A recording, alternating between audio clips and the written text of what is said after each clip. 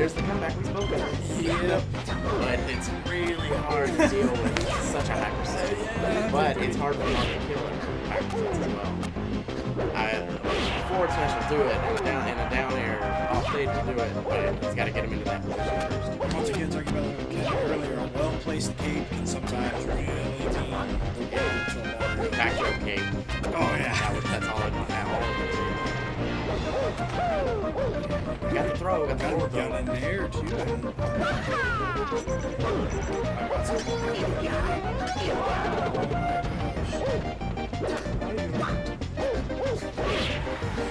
Dash attacks.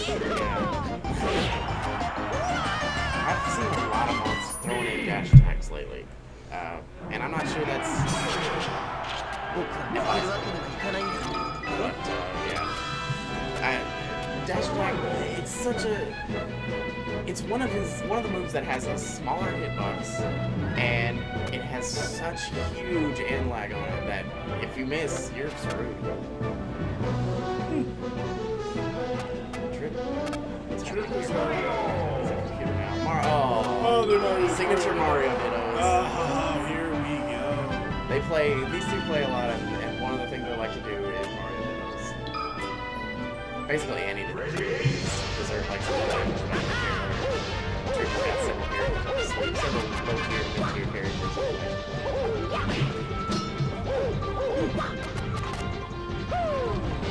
History with these two. Mario and Wario. Exactly. It's beautiful. This is how this game is supposed to. Oh, wow. Already taking a step. He knew he wasn't making it back there, so.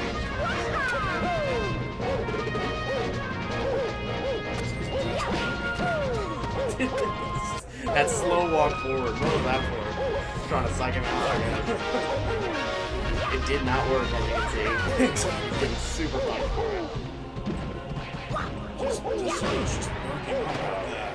That was forward air. Put him right where he wanted to be. And a well-placed game. Yeah, that'll do it. Yep. What is this walk? Oh, I think his controller is Oh, it's not. giving him some issues. Yeah, okay, that would make a little. Trip is one guy. If anybody has controller Johns, it's Trip. Because look at how that was his slow walk earlier as his control stick. Giving him Johns. You hear that too. Yeah, I don't hear it a lot, but I would say that, and he doesn't have any other controllers either. You know what? I'm teaming the Trip in doubles. I'm gonna give him my spare controller because I do not want his controller screwed up. That's advised. That is very advised. Oh You man. never know, that controller might be his baby. Yeah.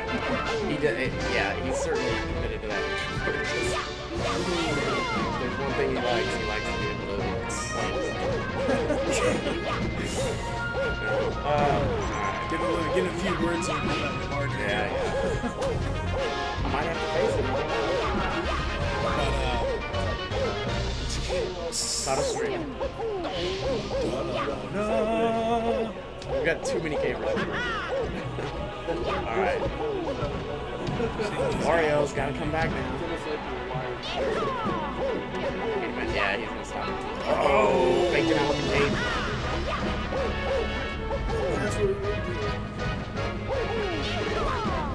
Oh, that down B though. The game just cannot be overlooked on Mario, no matter what version of Smash it is.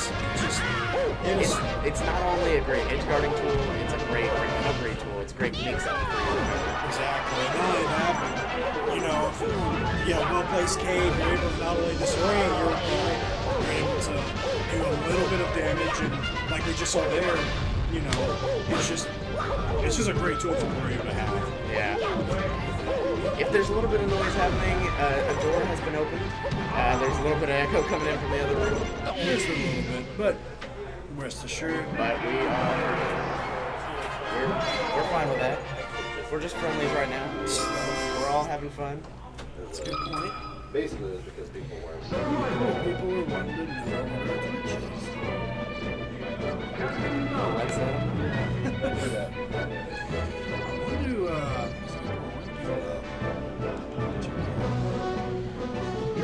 to, doubles are starting. What time again? I'm not sure, but soon. we were told about 45 minutes ago that they would be starting in about 45 minutes, so it might be soon. We see people very soon. standing up. Trip got up from the setup and walked away. Dessert's actually been sitting here for a while. He's taking on quite a few people. Just gotta get that practice in before pool starts. Yeah, exactly. Whatever he can do to better himself. If you take a look back on the player cam, take a look at the room itself. That's our newly painted Evansville Esports room. Yeah, this place Looks beautiful. This place has grown so much, it is completely ridiculous. Once again, we encourage you guys, if you're in the Evansville area, stop by 2005 Lincoln Avenue. We hold weeklies every Friday night fights, and we stream those as well. We are getting ready to start doubles. I am part of doubles. I am entering the trip. Yes, I did. Okay. Yes. Sorry about that, folks. Just a brief moment. Slipping on cheese. I don't freaking know. So they've been on cheese, so that's suck. No, suck. SLC. SoCal. SoCal, yeah. Shouts out to SoCal. For some reason. Dessert looks very disappointed. He looks like he is, yeah. He's just waiting for someone to come play it. I'm sure he wanted a piece of that. Uh-oh. John giving us screen Johns. John Cochran. Sorry for beating you, man.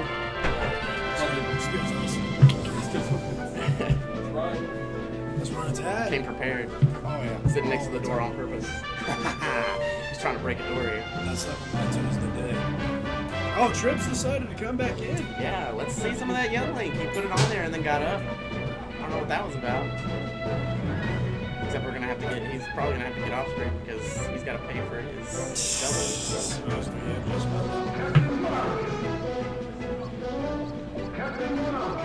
Okay. Probably be practicing his nest. Falcon and son, not Jesus looking at this. Like, I want Trip to practice his name. We really need to practice. Be in top form for our doubles. Pencil. Falcon, let me tell you something. If there's anything, I think Falcon's a little overplayed, but I think it's underplayed, honestly. really, Especially in the higher ranks of professional play. You don't see a lot of, you'll see a lot of people secondary drop, but you don't see a lot of mains, especially after Hacks dropping, forsaking Captain Falcon for 20XX.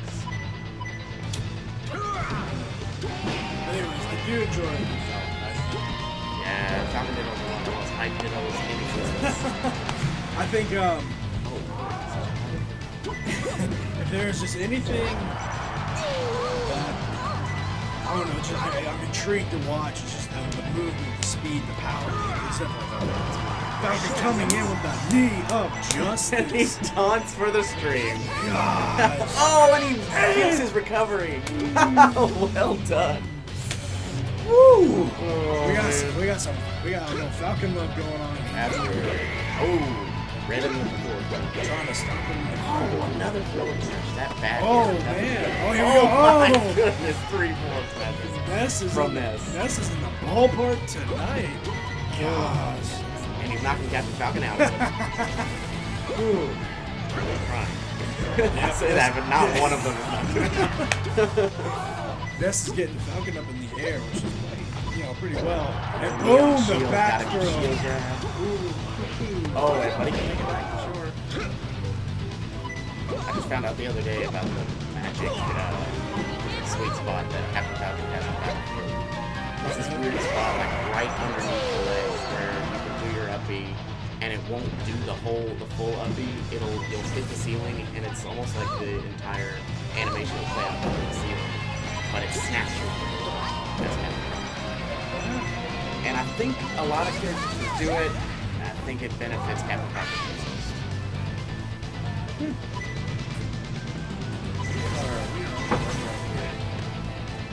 that's just playing Those are pretty good.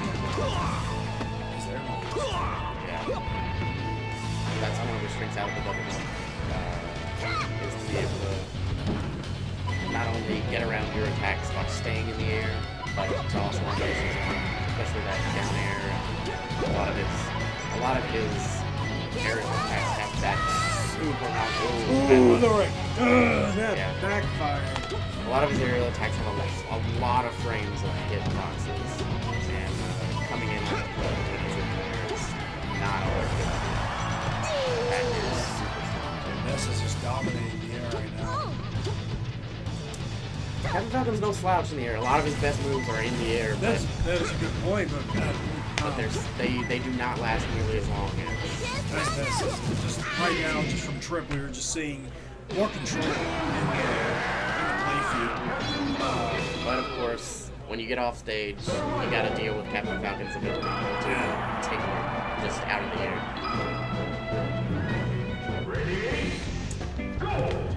Yoshi's story this time. I'm sure they're playing at random. I'm sure they're not kind of picking her. Yeah, that's a good point. These guys, as you said, they have a history of exhibitions, so they probably just, get warmed up. It's good to see. Captain Falcon is Dessert's secondary most often. I don't see a whole lot of Marth Captain Falcon players. But, Wow, that's already. That would be Ness's biggest advantage is his back throw on Yoshi's story. If he gets you at that edge, his back throw is almost an absolute guaranteed kill. Falcon coming up for that knee of justice. Oh, Oh, a nice air dodge. that was beautiful by Get Ness. around it. And another knee of justice in the other direction. Oh, It's so hard to it is. get around Captain Falcon's edge guard. We can see on Dessert's face that he is just completely enjoying this. And boom! Despite the fact that he's down 2 stacks. He's enjoying Exactly. himself. He's trying to get this knee of justice very badly. Oh, on the knee. Oh, nope. Oh. Back throw at low percents is not as good, but got the oh, ledge just the in time. Falcon was on one-way ticket. Going nowhere. Blast Zoneville. And he side B's off the stage to finish, Do it. finish the set with a 4-stock. Oh man. Alright, going to Final Destination. A stage that both of these guys really like playing. Like I said earlier off screen that Dessert loves Final Destination. He's a monster on Final Destination. But Trip practices I'm sure not exclusively anymore, but he used to practice exclusively on Final Destination, and he knows how to do the yo-yo glitch to put the hitbox across the floor of Final Destination and use his up B to hit everything touching the ground at the same time. If anybody knows the yo-yo glitch, they know what I'm talking about. And it's Ooh, that's going in on some aerial combos. It's all about the air combos, but Marth can deal with it pretty well, especially once he gets back on the ground. It's crazy. He can, and once again, Marth right here, Dessert's just displaying that. That'll be it. Marth is not a character you want to take off stage. Hitting him with the That's one thing that Trips Ness really likes to do is smack you with a bat right in the back of your head. He's gonna get they're going, despite the stock difference, they're going pretty even right now. Yeah, at the current moment, they are feeling each other out, really. Getting a feel for how they plays. Once again, Yeah, he's going to hit the stage on that. Dessert trying to take it off stage in his favor. Yeah, most of the characters would slide up the side, but Ness's recovery makes it harder to do that. As we saw him on the other side. Man, this is just. That double jump cancel. He does it so well, real close to the ground, so it's like you don't even. Not only that, but he's just doing such a great job of always, putting Mario. Wow, Yeah. the down. In combo. But this is the one thing about this. This is great. In a way. Ooh, we're going with Martha Ditto here. Here we go. Both of them dash attack immediately. What did I just say about dash attacking a minute ago?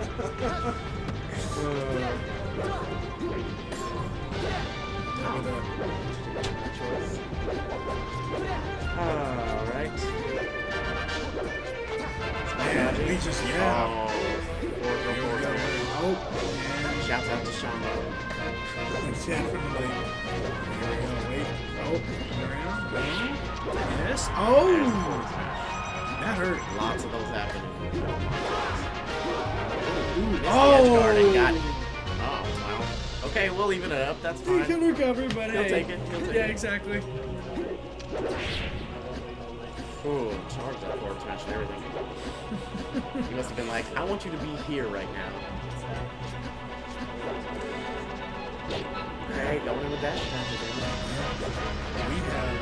Worked out for him, Man, the chain grabs Yeah. are coming from dessert. but yeah. It's not the easiest thing in the world to be out of that. But that's something you gotta get used to. I'm just using that beautiful recovery.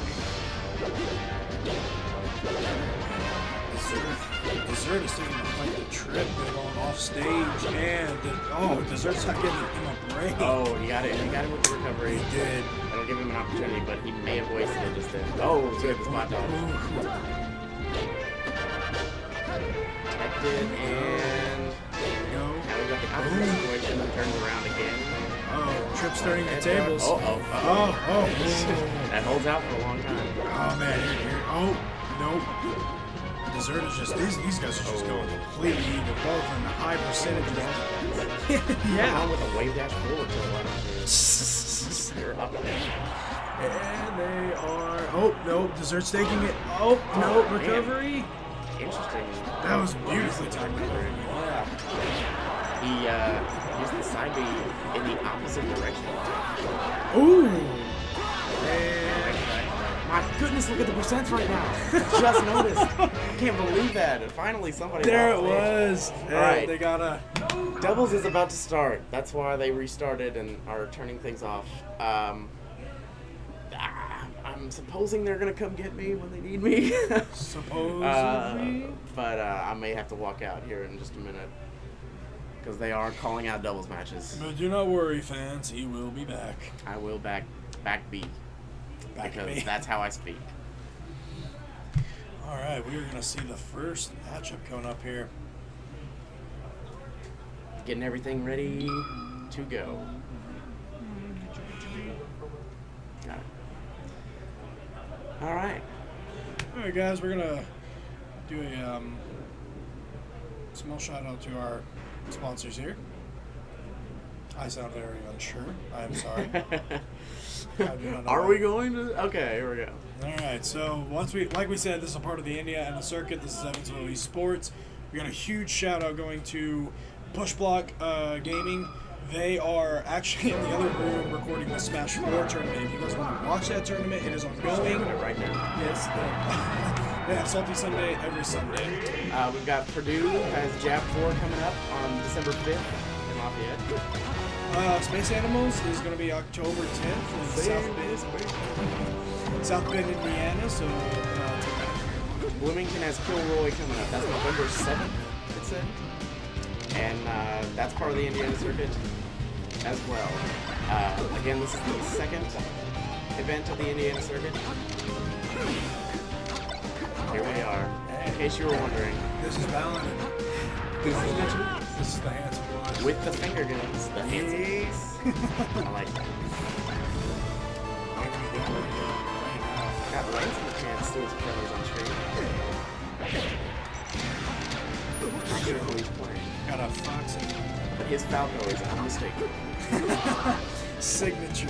Might as well sign it.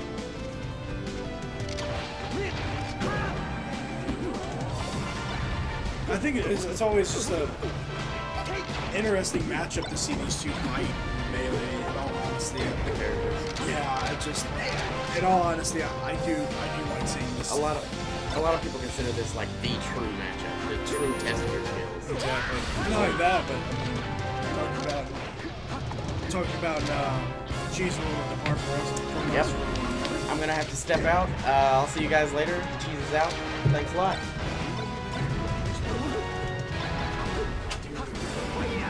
Yeah, that might be good. Where you go?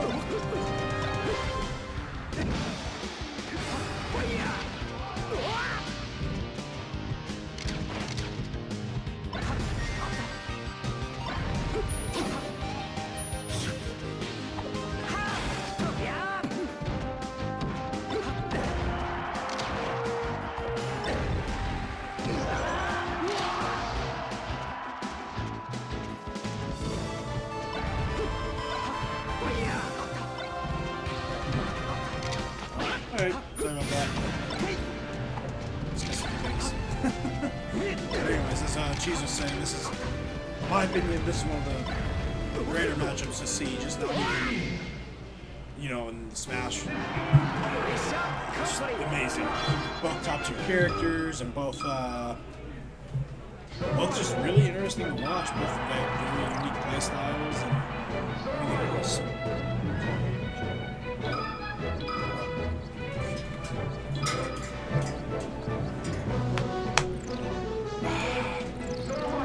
Here we go.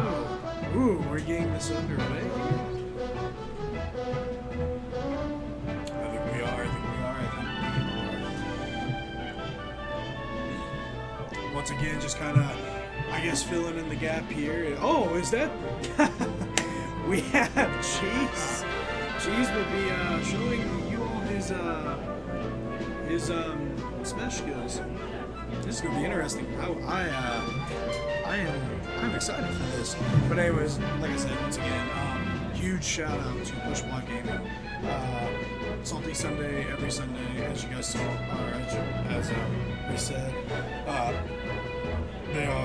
They're pretty cool guys. They have an awesome stream. Go check them out if you're interested in Smash 4. The tournament's going on right now. They've probably moved out of. I'm checking my phone. They probably moved out of polls by now. But yeah, huge shout out to those guys. They have an awesome stream up right now. Definitely check them out if when you guys get the chance. So yeah, we will. As you guys saw Cheese earlier, we are actually going to get a display here. We're going to see how Trip and Cheese do. We're going to see how this goes.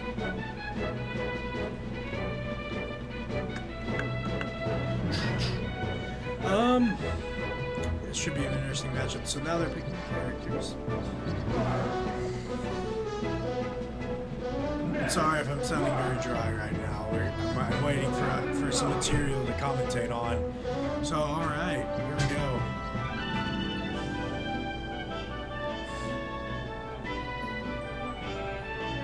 We got Triple Cheese.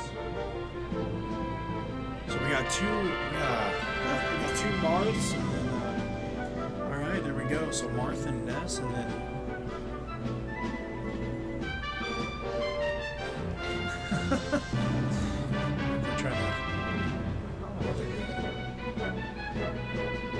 yeah, there we go. Once again, if you guys are in the area, remember 2005 Lincoln Avenue. Come and spectate. Come and watch us. Come in and see this for yourself. Geez, you're kind of showing off for the stream there, but hopefully our caster will be able to make it out of pools here.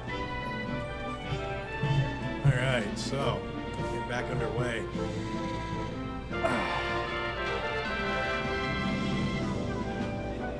This is going to be an interesting matchup. Two Marths, Captain Falcon. And as I said before, Captain Falcon is one of my personal favorites to see fight.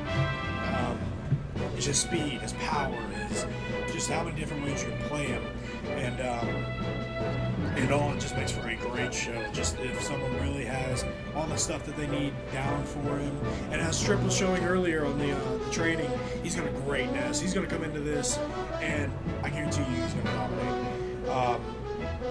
He's got to play that air game, and I'm confident that he can do it. As he was showing before, he does have that capability. And then as Cheese was in here, he's I imagine he's a great multiplayer. But we're getting underway right now. Pokemon Stadium is left on. It's interesting. We're waiting.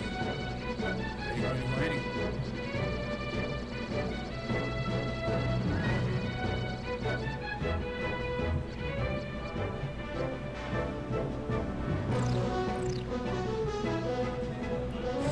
To be there is just what's going on in their heads right now. This may be pools, but it's still, you still have the idea that a lot of competitors, a lot of you guys out there, you guys know this feeling when you're in that chair, and you know, even if it's pools, it doesn't matter. You can give your 110% because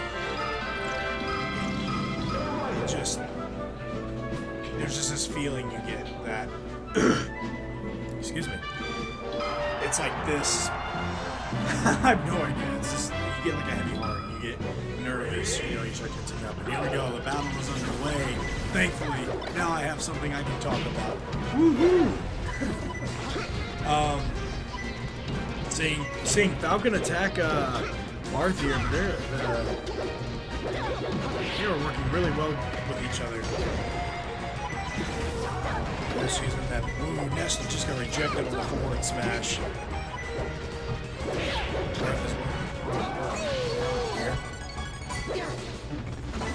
Falcon's already lost his stock 30 seconds into this match. And there we go. Ness attacking Fox, taking him to the air. This is an interesting pick too, because these platforms are played to Ness's advantage. They give him a pretty great advantage going into aerial combat and whatnot, which would be amazing to see him apply. And as Cheese was saying before, Falcon's got a great air game. He really does. And it's going to be interesting to see these two characters clash. Fox just, the up smash, knocking him out. And wow. Marth knocked out at a very early percent there.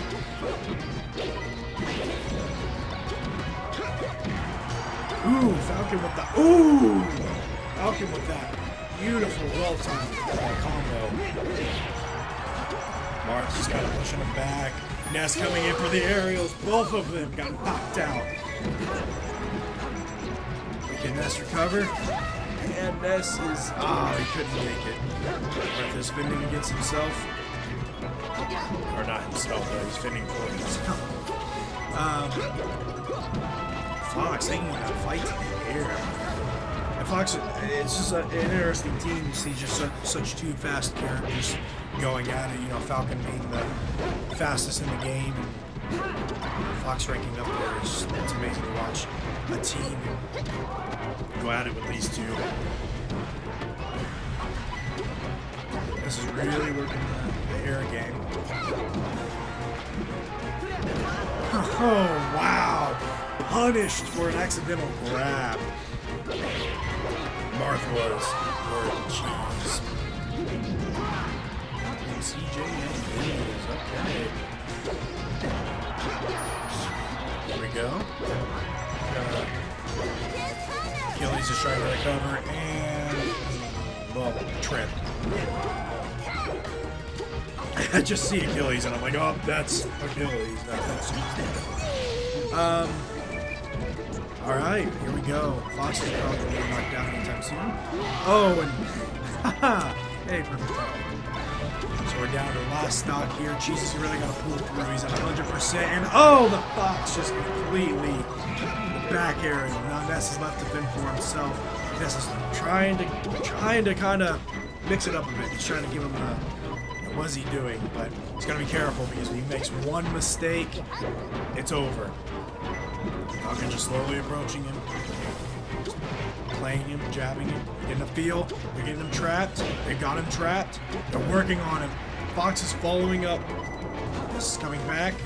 Ness has come back. Ness is out of the little trap that he was in. He's doing pretty well. And oh, the up aerial puts Ness out of the game or trip. Oh, wow. So, wow, we are now up Team CJ and Biz 1, slipping on Cheese 0.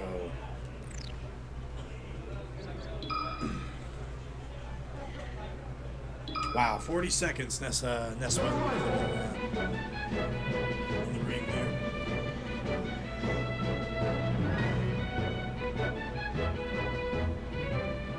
You can see the relationship with these guys. It's great to know that there, communities out there. Sometimes people can get heated or whatever. It's great to see such great sportsmanship from these guys. They all consider themselves just kind of they're not. Right, so Yoshi's story. There we go. This is an interesting counter pick, actually. Very interesting. There we go. Another accidental grab. In the last match, I really came back on the cheese. He got severely punished for that grab. And already Marth's been knocked out. Fox is recovering. There we go. Yes, using that up aerial against Falcon. Oh, Marth recovers, of course. Fox is just inviting them as Falcon's coming in and taking them out. Ooh! What a forward smash. Fox was just knocked out. Here we go. Here we go. Falcon's moving in on Ness. Fox is meeting him, helping him out. Ness is being able to push back. Here we go. Ooh! Oh, the perfect edge guard by EE Fox.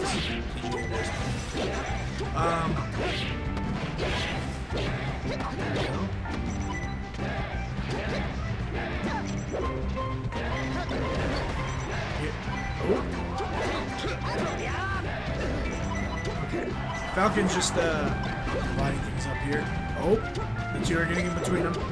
Using their strategy there. They're going about. Oh, and the back throw from Ness completely takes Falcon out of the game. And Marth's just rocketing it out. Alright, Fox is back up. Fox is just driving at Marth here a bit. Falcon. Oh. That Marth grab on Falcon. Kind of switched up. There we go. Ness is attacking Fox, however, Fox is being able to keep his distance. Now he's going in for an attack. Ness, however, is able to reverse it with a over air, or forward air. And boom! The smash attack won't send Ness out, but it did do some damage. In the meanwhile, Fox is blasting off again. Here we go. Martha, Ness may have 3 stocks, but Martha's down to 1. Fox still has 2, and Falcon is, of course, down 15. So he's still taking a little bit here. Oh, we have Falcon's trying his best to work Ness here, but as me and Cheese was pointing out earlier, Ness's air game is amazing. It's great. And trying to take on Falcon, it's not impossible because Falcon also has a great air game, but just in terms of usability, and like Cheese said, Falcon has a lot of hits while Ness's will kind of control you. It's more of a power versus control style. But not really style, how the characters are.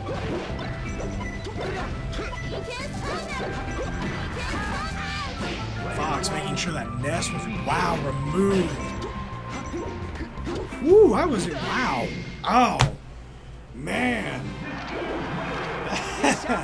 That one went by fast. Team CJ and Biz are now 2 and well, no, they won. Yeah, it's 2. Yeah, it's 2-0. Hopefully, Cheese will be returning here shortly, or if he's got another. Well, he's in pools right now, but we'll be able to sit down with him and have a chat. All right, so we got Team CJ and Biz. And look at that. Look who's coming up to the table.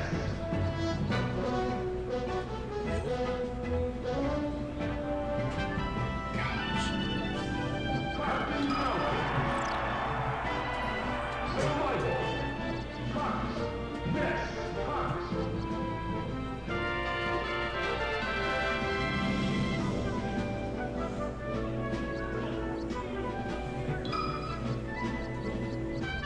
Getting set up here, coming back to the, Alright, here we go. We got a Fox and a Falco team. I'll tell you one thing, if there's one team that I feel definitely don't want to dominate is Fox and Falco. Alright, it's up. Here he is, back. Oh, there he's grabbing something.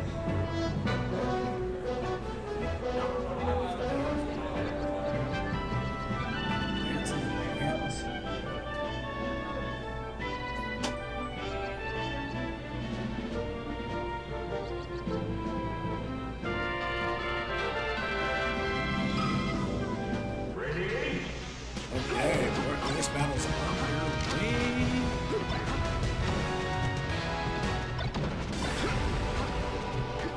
Yep, Falco attacking Falcon.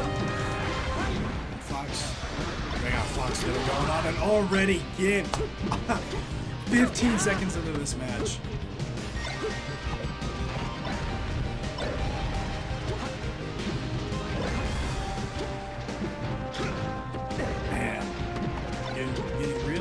Getting really clustered over here. Fox just working the air moves as he can though. Over. Falcons. Yep, Falcons out. Bye, Falcon. Falcon. CJ's already down to 2 stocks. We got Lance is working.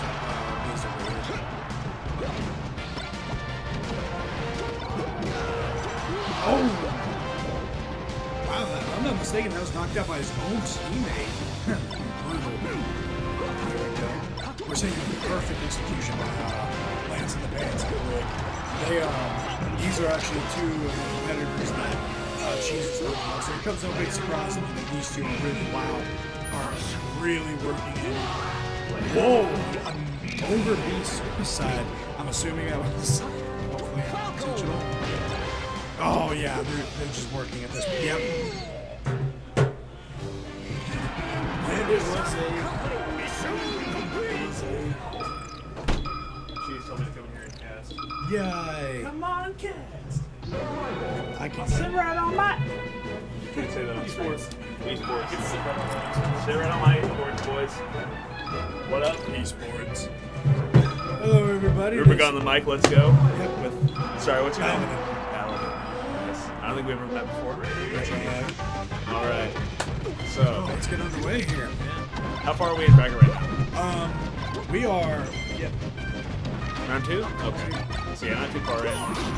So it's Rick and Lance. Yes, and Rick and Lance have been playing like perfectly well. Lance has already lost his stock, but before in the last match, it was both of them only lost 1 stock and won with that. I mean, it's amazing execution by both of them. Yeah. And just kind of talking about how personally, because monologuing is so fun. Right. Talking about how one of my favorite matchups or teams I like to see is Fox and Falco. Right. Just not only do they work so well together, but I mean they're the team. They're like the Nintendo. They're like they got each other's back. In the real universe, it's an interesting team to see for people to pick up on. And already Falcons at the time we're not even a minute in, and Falcons lost 2 stocks. Yeah. Well, like playing Falcon in this matchup, it's really difficult because Falco, I don't consider him the best in teams. Like, I don't think he's that good. I think that there are about 3 or 4 other characters that definitely outshine him. But against Falcon in particular, the matchup is so bad for Falcon because he just gets zoned out so hard. Like, and on a big map like this where you don't have to worry about lasering your opponent if they're up on like the platform, or your teammate if they're on the platform. You can lock down the Falcon really easily. And Biz doesn't really have any other characters to switch to that I know of. I've seen him play a lot. So it's going to be kind of difficult for CJ and Biz to be able to run this back. I assume that they're they're already down. Yeah, Biz is already knocked Yeah, out. this is going to be it. But it would just be really hard to run back because the team composition just wasn't really there. Yeah. It's hard to maintain that level of like hyper aggression whenever you have players such as Lance locking you down with lasers. Oh yeah, and not only that, but and the support from Rick. I mean, just watching those two. I mean, their execution was just perfect. And it's just, you know, with the matchup like you said against Falcon, and it's just, and overall, I mean, I can see why that went by so fast. Yeah, yeah. It's not fun. And Rick and Lance probably maybe the 2 best players here. Definitely some of the best in Indiana by far. So it's going to be no surprise to see anybody that goes up against that team struggle really hard. So are you in doubles or are you in singles? Singles. You're in I singles? just got here, so yeah. Ah, okay. Yeah. That's a good thing she sent you my way then. Yeah. I'm going to be hopefully on the mic for a bit. I was going to commentate some Smash 4 too, but that's being run by somebody else. So Yep. I don't know that guy at all. Push block. So yeah, I don't know push block at all. So I don't know if I'm going to get asked to be on the mic. So we'll see. Yep. Whoa. Definitely will. Throwing badges. All right. Hey, got that caster badge right here. Are we going to go to, do we have a caster cam? Oh yeah, no, yeah, okay. That's right. Looks like it's going to be a minute before our next match. So. Once again, I'm Paladin, over here with my new co-host. Rubica. Yep, Rebecca. Part of Team Spire. Spire Rubica, let's go. New team I made. Me and BS and Topple, who neither of them are here today, so we're pretty underrepresented. Oh yeah, Topple is. Topple's pretty good. He's been getting better too. I don't know when the last time we played against him was, but like over the last few weeks, he's like made like another breakthrough in his play, so he's like getting better fast. Wow, that's amazing. And like me, him, and Ben play together a lot, and so it's kind of like a team effort almost. Like we're all progressing really rapidly as we all kind of are learning together. So it's really cool. Yeah. The whole Evansville scene is trying to come up a lot because like until fairly recently, like we didn't really have any major threats except for CJ. And then Elliot started becoming a big threat. That was just before I got here. And then Colin came and joined us. And so now the rest of us are trying to like actually raise it to a level where we can have multiple threats outside of just Team E. Yeah. So. That's great. And once again, if you guys are in the area, 2005 Lincoln Avenue, you can come by and spectate. But So what's this next matchup going to be on stream? Do we have it yet? Do we know? I can't recognize anybody from this angle. Oh yeah. No? Yeah, I definitely. Wait, hold on. That is name's on the tip of my tongue right now. Help me. I wish I could. No, none of them are Otis. Oh, that's Jordy on the far left. So I don't know if he entered as Jordy or not. Hold on, let me see the back. Getting a little bit older. We're going in with Peach and Fox. Ooh, wow. Reed Fox is coming in this next match.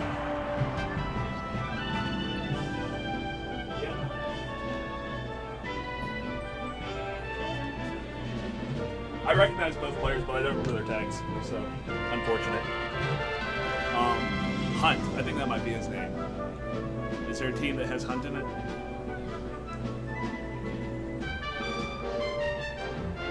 Yeah, that's probably it. I think that's what it is. And the friend of this page, we are going to Greenwell. Usual start, let's go. We're gonna 2 foxes over here. I'm assuming they're getting their controllers underway. Okay, here we go. All right.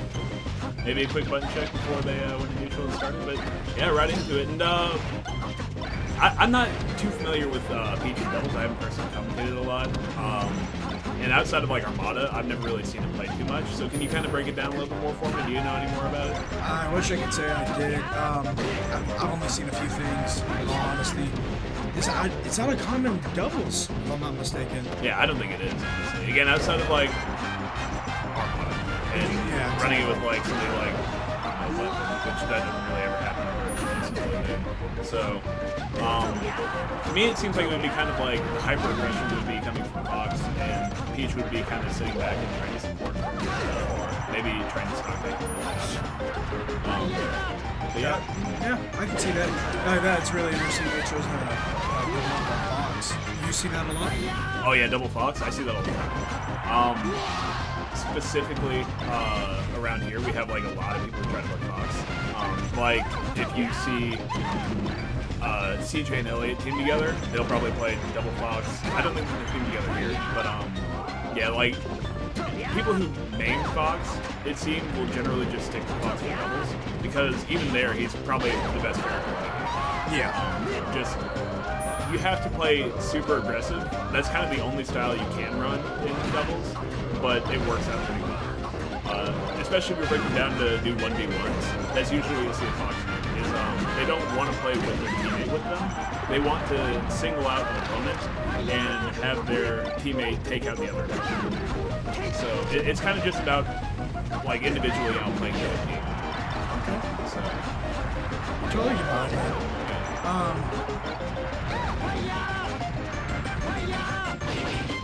Just seeing flyers everywhere. And so it's Hunt and Jordy. I guess his tag is like Beast or Fast. Oh, Fast.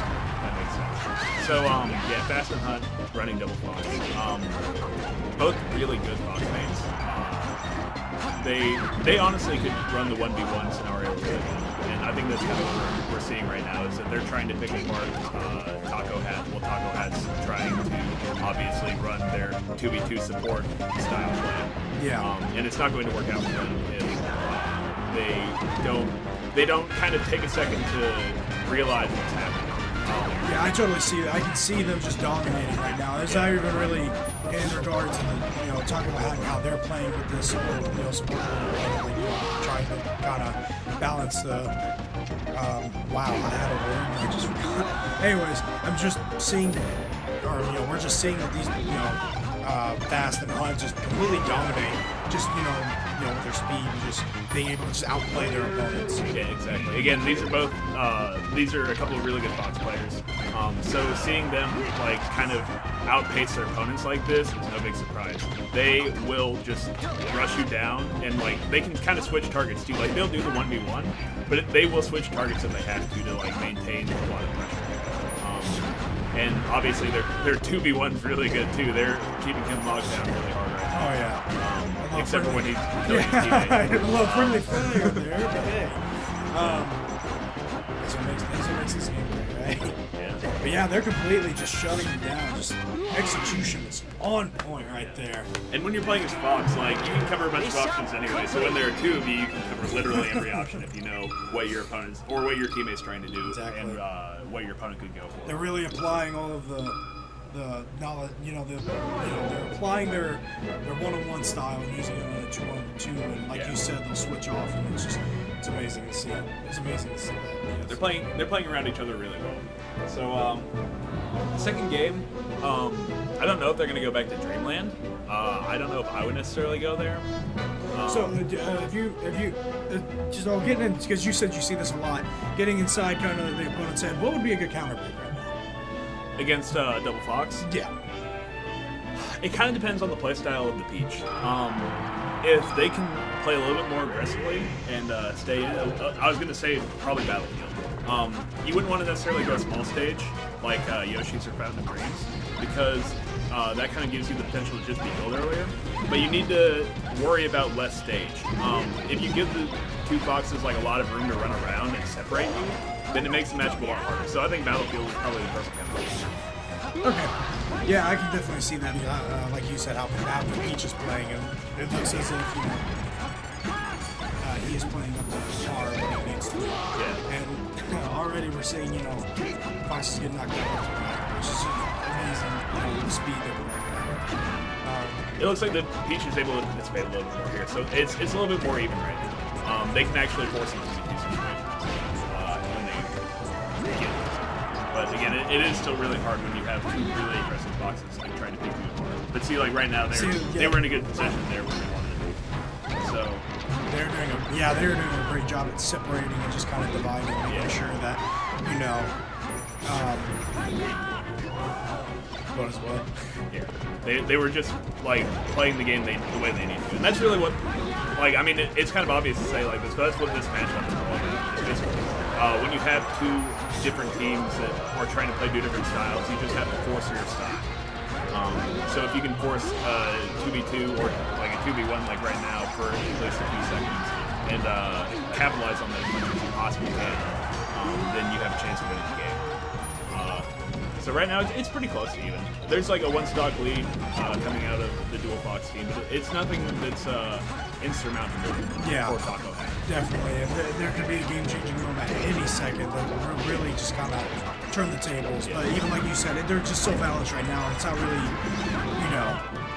All it takes is like one good edge guard or something from like the Peach. Yep. Then it's gonna be done. But yeah, honestly, I could see maybe. I know I said to not play super hardcore support as Peach right now, but maybe pulling out a few more turnouts in the hope of getting like a Stitch Face or something. Yeah. Because that can be a really good comeback mechanic when you're far behind like this, even in doubles. Just have your teammate create a little bit of space for you, and then like just test your luck. Because honestly, you need to take advantage of every tool you have, and that is one of Peach's strongest tools. She can zone really hard with turnouts, and she can sometimes just throw outright if she gets one. Yeah. So right now, pretty much what they're doing, they have to not only survive for this stock, but now they've got to completely knock off another stock, which is Yeah, I think that's possibly going to be it. It looks like they're going to be able to cover most of the options here. They have Peach kind of like tucked in the corner right now, except for when they attack each other like that. That's going to create some issues for them. And firefoxing around the stage like that, they could still throw this. You never know. They could. They really could. But yeah, they kind of just have the Peach trapped right now. She can't really do too much in that yet. All it takes is just one small opening, and you can just get up smash when you're at that high percent. So that was a really good set. A little dominant by Dual Fox, which is kind of what you expect. So let me ask you this, because this actually just brought up something. Hopefully we get to see it, but could we maybe see a pretty good matchup with this Team Fast and Hunt, Rick and Lance in the Blitz? Oh, absolutely. And when you're playing like Dual Fox versus Fox Falco, the matchup becomes like a little bit different, a little bit more interesting because like Falco will switch from trying to zone you out entirely to probably just being a combo fiend, honestly. You've seen Lance play a lot. He really is a combo fiend. He will just combo you to death. So we might actually see the Fox on that team transition to a little more support. Like going in and like maybe trying to secure kills every once in a while, and maybe like trying to do some smart lasers to apply some damage. But I think that Lance will probably take the more forward position in that matchup. Okay. So, and then again, it'll be kind of like him versus a Dual Fox with his Fox support. Yeah. And honestly, Lance is such a skilled player, and like he knows what he's doing so well with Falcon that he might be able to even rock that. Because the way that you have to play the 2v1 with that is that, like, I played against slightly less skilled Foxes than me 2v1 kind of with Falco, and so I figured that it kind of still transitions up. Like, even though he's at a much higher level than I am, he'll still be playing players that, no offense to them, are still a bit below. So what you have to do is you have to keep switching targets constantly. Like, he'll start comboing one and get them like in a bad position where they can't really do anything, and then switch right to the other, and just go back and forth until he like manages to take their team out. Pretty nice getting a little insight on what Lance is thinking and what he's approaching here. Yep. We are. Oh god, it's Bailey. Bailey Bailey and dessert. What's Bailey's tag in this? Do you know? Flat. Flag? Or it's flat, okay. Yeah, because he used to be a Game & Watch player, so he would buy flat at that point. And then like he switched to a few other tags like Captain Cletus and stuff, and now he's circled all the way back to flat. Yeah, he's got a few. I noticed he's got quite a few mains, especially in full. Oh, yeah. Wow. He plays so many characters. You never know what he's going to pull out. Usually it's going to be Captain Falcon at first, but it can be any number. Yeah, it's going to be Captain Falcon. Captain Falcon Marth. It's an interesting team to see, because with Bailey's playstyle, like usually you're going to see Captain Falcon be like really punish oriented. Even in doubles, it's kind of hard to be hyper aggressive with him. But Bailey doesn't really care. He'll play it hyper aggressive anyway. And so what you end up getting with this team composition is you have Falcon rushing you down, trying to like create openings. Like he'll even approach with stomp, honestly. Like if he can get it like a crossover stomp on your shield, then he will, just to add pressure. It'll be stuff like that mixed in with some mid-range like poking by the Marth, and it'll just be like really aggressive in your face most of the time, but not in the same way that a Fox is. Yeah. But I think they're going to be going up against maybe I don't know what the other team composition is. I mean, that's going to affect a lot of it, because again, if you have something like Falco on the other team, that can kind of lock out the Falcon for even a little bit, it's going to be a very hard scenario for them to like come away from success. Okay, it's going to be Peach Fox, so that's still not going to be very easy. Another Peach Fox. Oh, it's Taco head again. Okay. Oh, okay. Yeah, that makes sense. Okay. I was about to say, whoa. Okay. Whoa. Yeah. Yeah. We're playing a losers match right now. I got it. So I really don't know how this matchup's going to work out. Like, this is such a specific matchup that I can kind of make guesses. It'll be a little bit of the same that we saw before. Well, actually, it doesn't look like it's the same at all right now. It looks like Taco had switching up their style. They kind of are going 2v1, or not 2v1, 1v1 as far as I can tell. Like, they're letting Taco run in on Bailey's Falcon, and they're letting Peach try to handle Marth. And those are both, like, really difficult matchups for the green team's characters.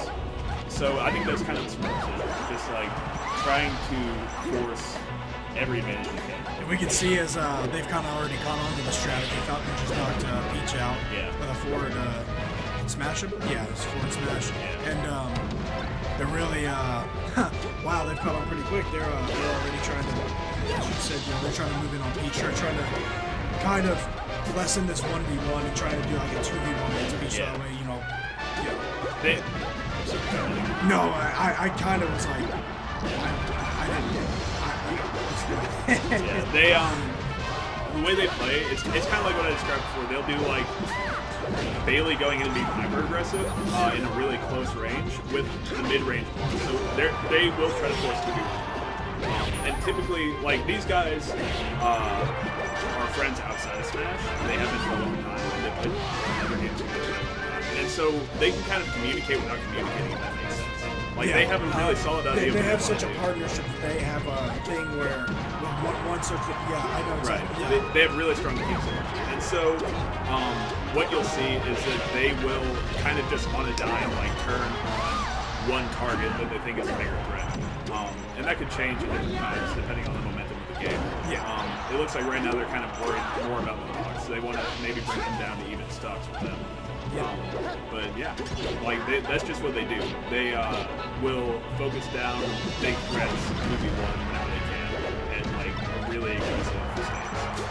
And like you said, they're mixing up their style from what we've seen before. They're going for more of a, 1v1 aggressive, at each.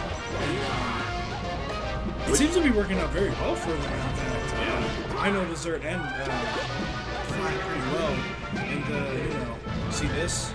So, assuming this match is pretty much over, I don't want to count them out, but let's go ahead and let's kind of start talking about what do they need to come back on this? Well, they can't take it to FD because now that they see that Taco has forcing like a 1v1 style, because you can when you're playing a Peach against both Falcon and Marth. It's harder against like a Fox with Peach, but Peach can definitely handle both these characters on her own. You can't go to something like FD. I know for a fact that both Dessert and Flat love Yoshi's story. And it might be a little bit risky for them, but I think they should just take it to Yoshi's story. or not FOD, but like maybe Battlefield is the biggest stage they can go to. Because it's just they need to have a flexible stage because they will like switch around so much. So yeah, that's really it. They just need to pick the smart stage. They can't go to a big flat stage like this because they will just get dominated. It's not their style. Yep. So. Not only that, but the platforms of Yoshi stage, that would help beat Peach in the Yeah, well, the thing with Yoshi's story is that like all the characters here kind of get like an advantage from it, but like the style of Falcon that Bailey plays and the Marth almost get a bigger advantage because you can take advantage of the platforms a little bit better as Marth. Just because that's how the character is. Like the range on the sword can help to cover a lot of the platforms. And again, Bailey, he loves that stage. He just will run around the entire stage and like just do really technical stuff, like trying to like wave land on platforms and like just have really good movement, and then try to like kill you super quickly. But it looks like they chose to go to Pokemon Stadium. And we've seen a character change from Fox. I'm not really confident. Like, okay, so Stream, I'm not afraid to be a biased commentator. I don't think that Dessert's Fox is necessarily good enough to pull out in this situation. I haven't seen enough of it, like, performing well to say that it's necessarily smart.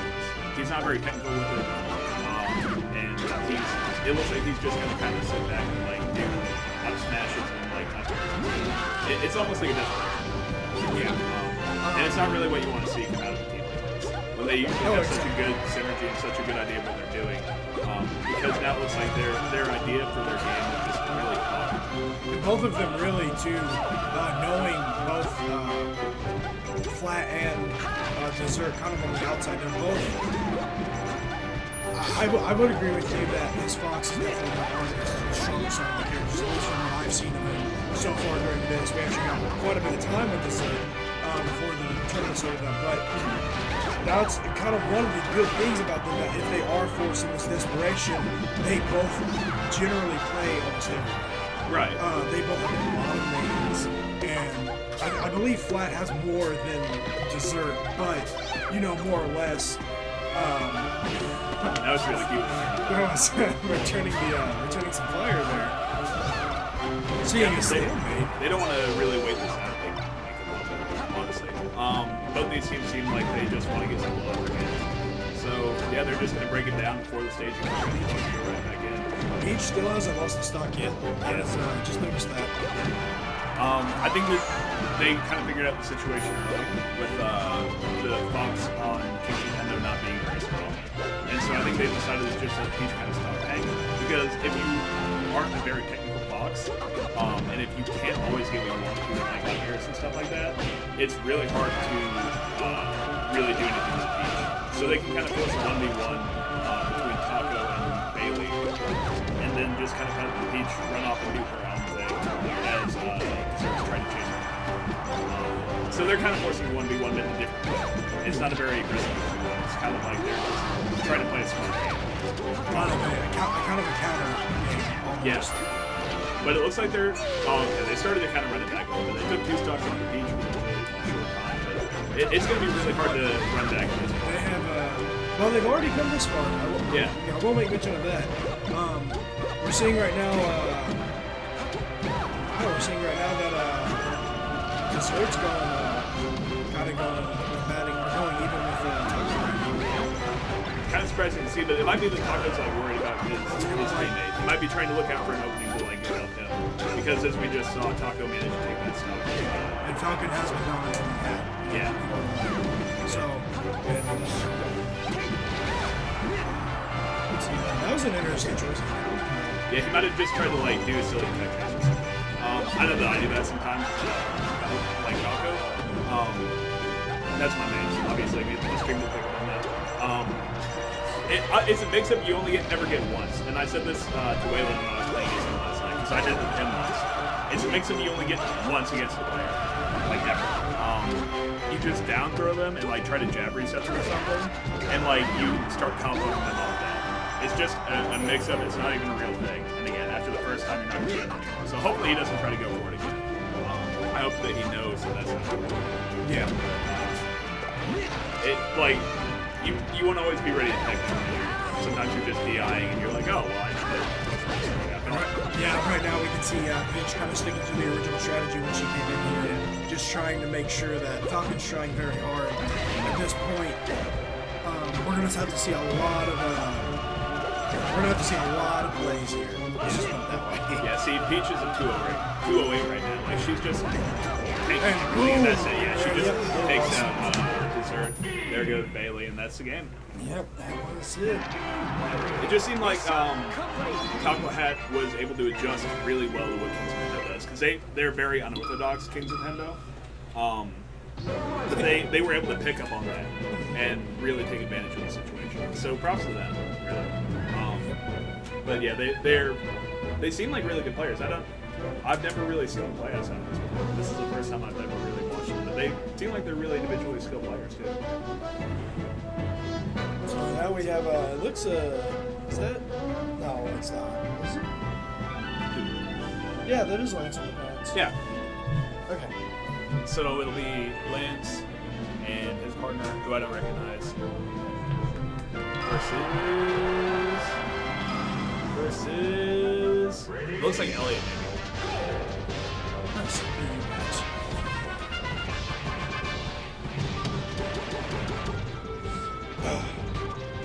So we can expect definitely this will be a pretty good matchup that we can expect that's coming up. Yeah. Watching Lance is always fun, no matter what. Oh, exactly. Yeah, he was Like- on here earlier, and it was amazing. It was watching him and Rick, the way their Falco and their Fox, the chemistry they have, in a way, to me, is just, Oh, who is that? I don't recognize the two players on the far side. Spooky Giraffes? Okay. That's just what I'm going to refer to them as. exactly. I mean, we can't really. I'm just going to refer to them as one of the players of Spooky Giraffes. Oh my god. Do these guys need a memory card? I don't know if I have mine or not. Okay, no, they got it. I was worried there for a second. But yeah, earlier the execution that I believe we talked about as well, and as you were just kind of enlightening us on how Lance plays his Falcon, and just seeing there we go, Team Kelta. Oh, it's K-Tel and Amita. Okay. Okay, so Amita, he's a very standard buff player, which that's not a bad thing. Not a shot at him. But he'll go for like even in probably doubles, I don't know, but I assume he'll go for like a lot of up throw rest. He will try to catch his opponent sleeping on the DI and like kill him with that. And so what you could see is him doing a lot of up throw rest on either Spacey and then getting saved by his teammate. Like his teammate runs in this quick jab and knocks him out of the rest. I won't be surprised if I always say that. Meanwhile, on the other side, like you're going to have Lance in the Pants and Rick try. It looks like they're going to try like play a little bit more aggressive here. Like you won't see either one of them hang back really. Yeah. Because like when you're playing against a Jigglypuff, if you are playing in a 2v1 scenario at all, you're probably going to get rested. Like you could get grab rested or anything. Like the Fox will grab you, rested or anything like that. So it's not really a good situation to be in. It's not a good team to play against. Like Jigglypuff, in my opinion, is probably the top 3 teams, just because of like how good the character is. Yeah, just because of the rest, and it just generally seems like she can. Correct me if I'm wrong. I'm often wrong with these things, but it seems like she can be a fairly decent support as well. Yeah, like she's good at playing around your teammate, no matter what position you have her in. Just because of like her incredible air mobility. If you have good movement with Jigglypuff at all, you will play her well in double. Yeah, as we're seeing her, I mean, right now she's taking the fight to the air. She's using a lot of her aerial moves just right there. She's knocking Fox and trying to knock Falco back. And it's just it's just a good matchup. Yeah, you can force your opponents in a really bad situation really easily with your mobility and your aerials. Keep them off the stage, keep them boxed in, anything like that.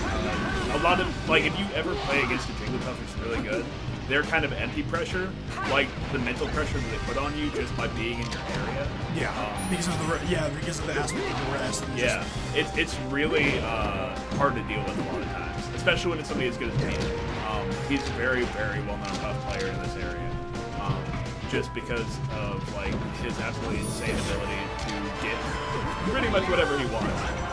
He'll rest you when you don't think that you should get rested. He'll keep you off the stage whenever you're desperately trying to recover, and it's very much not fun to play against. But all that being said, they are kind of falling behind right now. It feels like Rick and Lance kind of sniffed out the strategy that they had, where they were kind of letting Puff be a little bit more in the front and Fox a little bit more in the back, trying to like secure kills when he can, attack and damage. And so they just decided to go ahead and take out Fox as quickly as they could, which is exactly what they need to do. Because as good as Puff is, especially when you force a 2v1 situation on the Puff side, Puff cannot handle being locked down by two different characters. Yeah, especially, She just doesn't have the tools. She's not fast. Like, she has good aerial mobility, but she's not fast enough. She doesn't have And fast her enough. aerials don't really, like, they're not like a constant hitting, they're quick hits or jabs on Right. Put it. Yeah.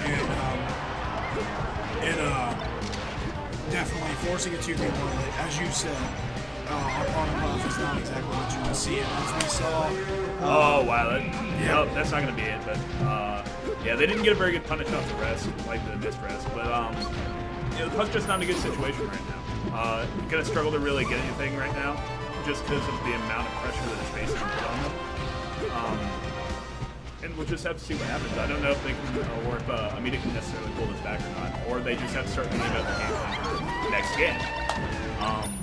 And so, I would think maybe that K-Tel and Amita are going to want to take this. Well, it's kind of hard to say. Dreamland might not be a bad idea, but it wouldn't necessarily be helpful to them either. Because it's really not a good stage for Jigglypuff, but they won't benefit from a smaller stage either. They're in a weird position as far as like their stage picks go. For this team competition, it feels like stage picks almost aren't as important as like just playing the way you need to, like on that stage. So it depends on how they want to modify their playstyle. Like if they want to go on a smaller stage, they're going to have to try to get kills very, very early. We're going to see it switch to Fox from Lance. I've never seen him really play Fox that much, but I assume it's probably just as good. yeah, this is an interesting. This is probably to combat maybe as you were talking about. Their counter pick has to be something that can't disable Jigglypuff. Right.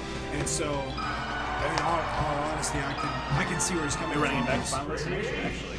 Oh wow. So that's a little interesting. Again, I didn't think that would be necessarily a pick, because Jigglypuff on FD and doubles can struggle a little bit if you aren't forcing situations that you need to. It's not like a Fox where they can like adapt a little bit more and keep an aggressive play style. Like if you're not playing Jigglypuff, you're not getting rest, and you're not like keeping your opponents off the stage and killing them like that and giving them, then you're not getting what you need to out of Jigglypuff. We can see a lot of kind of hesitation coming from Jigglypuff Yeah. here. Just kind of, we can see Rick and Lance just completely dominating.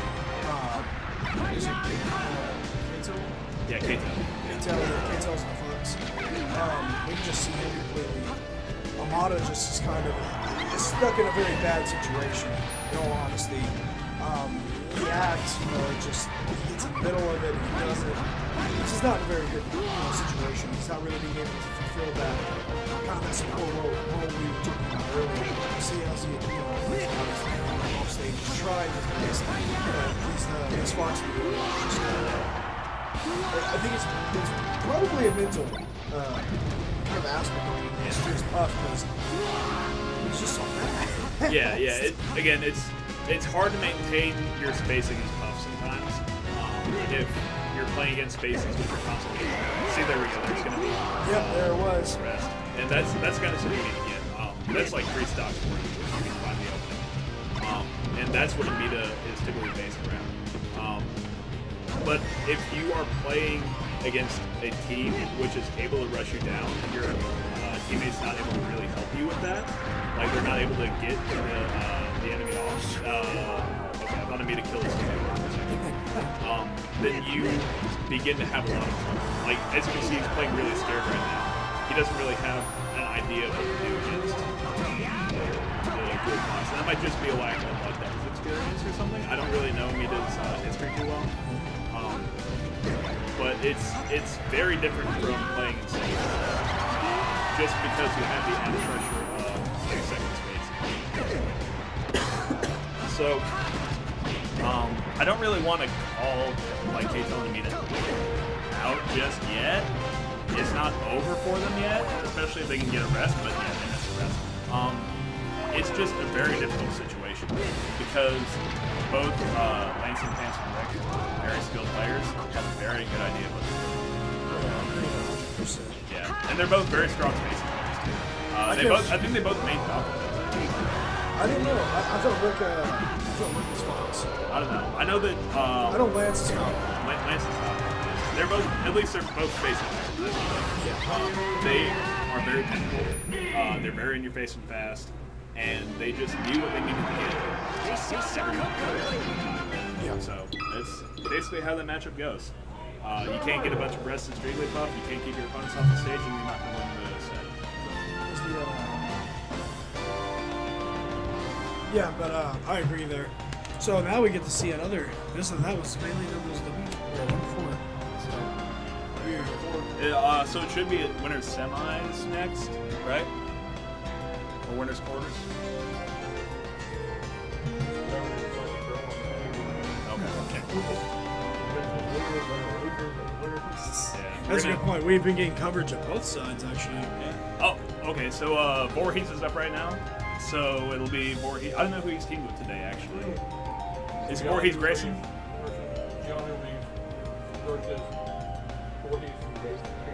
Grayson. Yeah.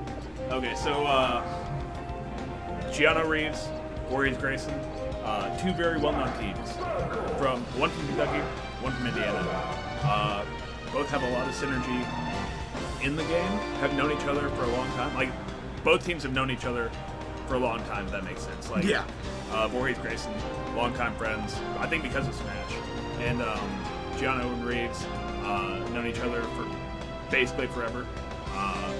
So it's going to be really good. I don't think I've ever seen them actually face off in doubles. I'm sure they have multiple times. So it'll be interesting to see how it breaks down. Gianno, obviously a very well-known Falcon player, considered maybe the best in Kentucky, like best overall melee player in Kentucky. Right? Yeah. But he plays Falcon. He could switch up for this if he wants to. Maybe looking like he's going to pick up Fox. And Reeves, Marth player, straight up. And then Floor Warriors, Voorhees Grayson. Voorhees is a kind of versatile player in that he can play Pikachu and both spaces. So he has kind of a lot that he can threaten you with as far as character picks alone. More so than like a player like Flat. Because Flat has like a lot of characters that he plays, right? Mm-hmm. But Voorhees has a lot of high-tier characters or top-tier characters that he plays very, very well. Like, he will win. Yeah. He's potentially going to win Break-In today in singles. He's one of the biggest threats here. Him and Gianno and probably Rick and Lance in the Pants. Those are probably the big four that I would agree with that. Just from everything I've seen today, and I can't wait for this match to get underway here. But this should be interesting. So we're going with Marth Falcon, kind of like earlier. I don't know if they're going to run the same style of like kind of in your face, like close and mid-range aggression. Mm-hmm. They could very well because Gianno is a very stylish player sometimes. Like he'll like to go in and get crazy things on people. That's part of why he's so good is just because he has the skill to consistently do that kind of stuff. But Voorhees and Grayson, also very individually skilled players, can probably play whatever style they need to adapt. Yeah. So you're going to see probably over this set a lot of individual adapting from both players and team styles. It'll be very versatile and very fun to watch. And that's very dangerous with a Sheik and Fox combo because Oh yeah. the way those Q characters are, and just kind of thinking about their skill sets, as you said, you know, adapting their play styles. We're in for one. We're in for a show right here. Yeah. They're kind of they're determining stage now. So I personally think that even better than Fox, I think that Sheik Fox is the best doubles team. I really do. Because like you can cover a lot of options as Fox, but as Sheik Fox you can cover options almost more aggressively. Like you can cover all the same options, but you can be more imposing than you can with just straight Fox. Because of like things like the needles coming out of Sheik. You can cover all stage options without ever having to leave the stage, and you still have a presence like on whatever platform. We just walked out to eat some pizza. I kind of want some of that pizza. I'm kind of jealous. Yeah. But we have more important things like this match on our hand right now. So really early on, it kind of looks like Gianna Reeves is running kind of the style that Bailey tried to earlier with Dessert, where it is kind of that really close, close mid-range aggression. They're playing kind of 2v1 when they can, and it seems to be working out for them pretty well so far. Already took 2 stocks off the other team. wow, yeah, that's a good point. They're really going at it. They're going very aggressively too. Yeah, It's I had something I was gonna say now. that's fine. The thing is that Fox and wow.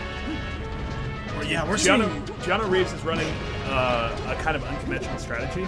It's not what you typically see in doubles, but they're both playing their main characters, whereas Voorhees and Grayson are not. Voorhees being, I'd call him, well, I guess Voorhees is the Fox main now. He plays a ton of Pikachu stuff. I still play, or I still see him play a little more Pikachu than just Fox. Even though he'll switch to Fox whenever he feels it.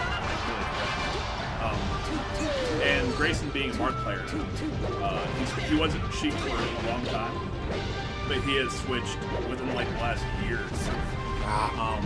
So it might be interesting to see if they decide to switch again. Again, as I said before, Voorhees is very versatile. So if he feels that maybe Falco would be good, then he will switch to that. Or if he feels like Pikachu might even be a good solution to this problem, then he might go with him too. I almost feel like that's what this match is, honestly, just watching this. They're almost learning how they play because I'm watching movements from Sheik and I'm watching movements from Fox, and they're missing a lot of hits. Yeah. It's just like there, you know. And as you said, with the versatility of what he has, there's a good chance that this is what he's doing. He's getting to know what they are. So I'm going to be expecting a lot more from the second match, but just kind of seeing that the play style that is just kind of getting put out there. It's amazing. Yeah, they need to. It's kind of adapt or die right now for the Floor Warriors. I mean, they have losers bracket they can run through still, but they don't want to do that. I assume that they. Well, I was going to say I assume they might want to switch, but it looks like they're going to stay with the same strategy. Looks like he actually forgot to switch back to Sheik. They're going to let him go ahead and do that and start at neutral. So that is really fine to them. But it's kind of like I said. I did say before that I think that Fox Sheik is the best doubles team. Yeah. But that's when it's somebody like Armada and Andrew playing it. They both main their characters. They have a very strong idea of what they're doing. And that's not shots at the Floor Warriors. They both are very good players who know what they're doing. But it doesn't translate over as well with them. They aren't playing the objectives they need to with their characters.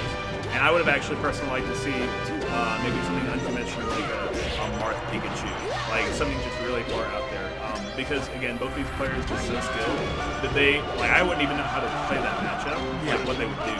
But I imagine they would have been able to like get really creative and find a way to make it work. And like you said, they have great synergy. We can just kind of see that now just from how they're just moving about. Both teams, really. Just like, you know, the other one's coming to the aid of his partner whenever it's needed, and there's just a lot of great mental communication between these two teams. And right now, we're seeing a lot more of an evened out match, in my opinion.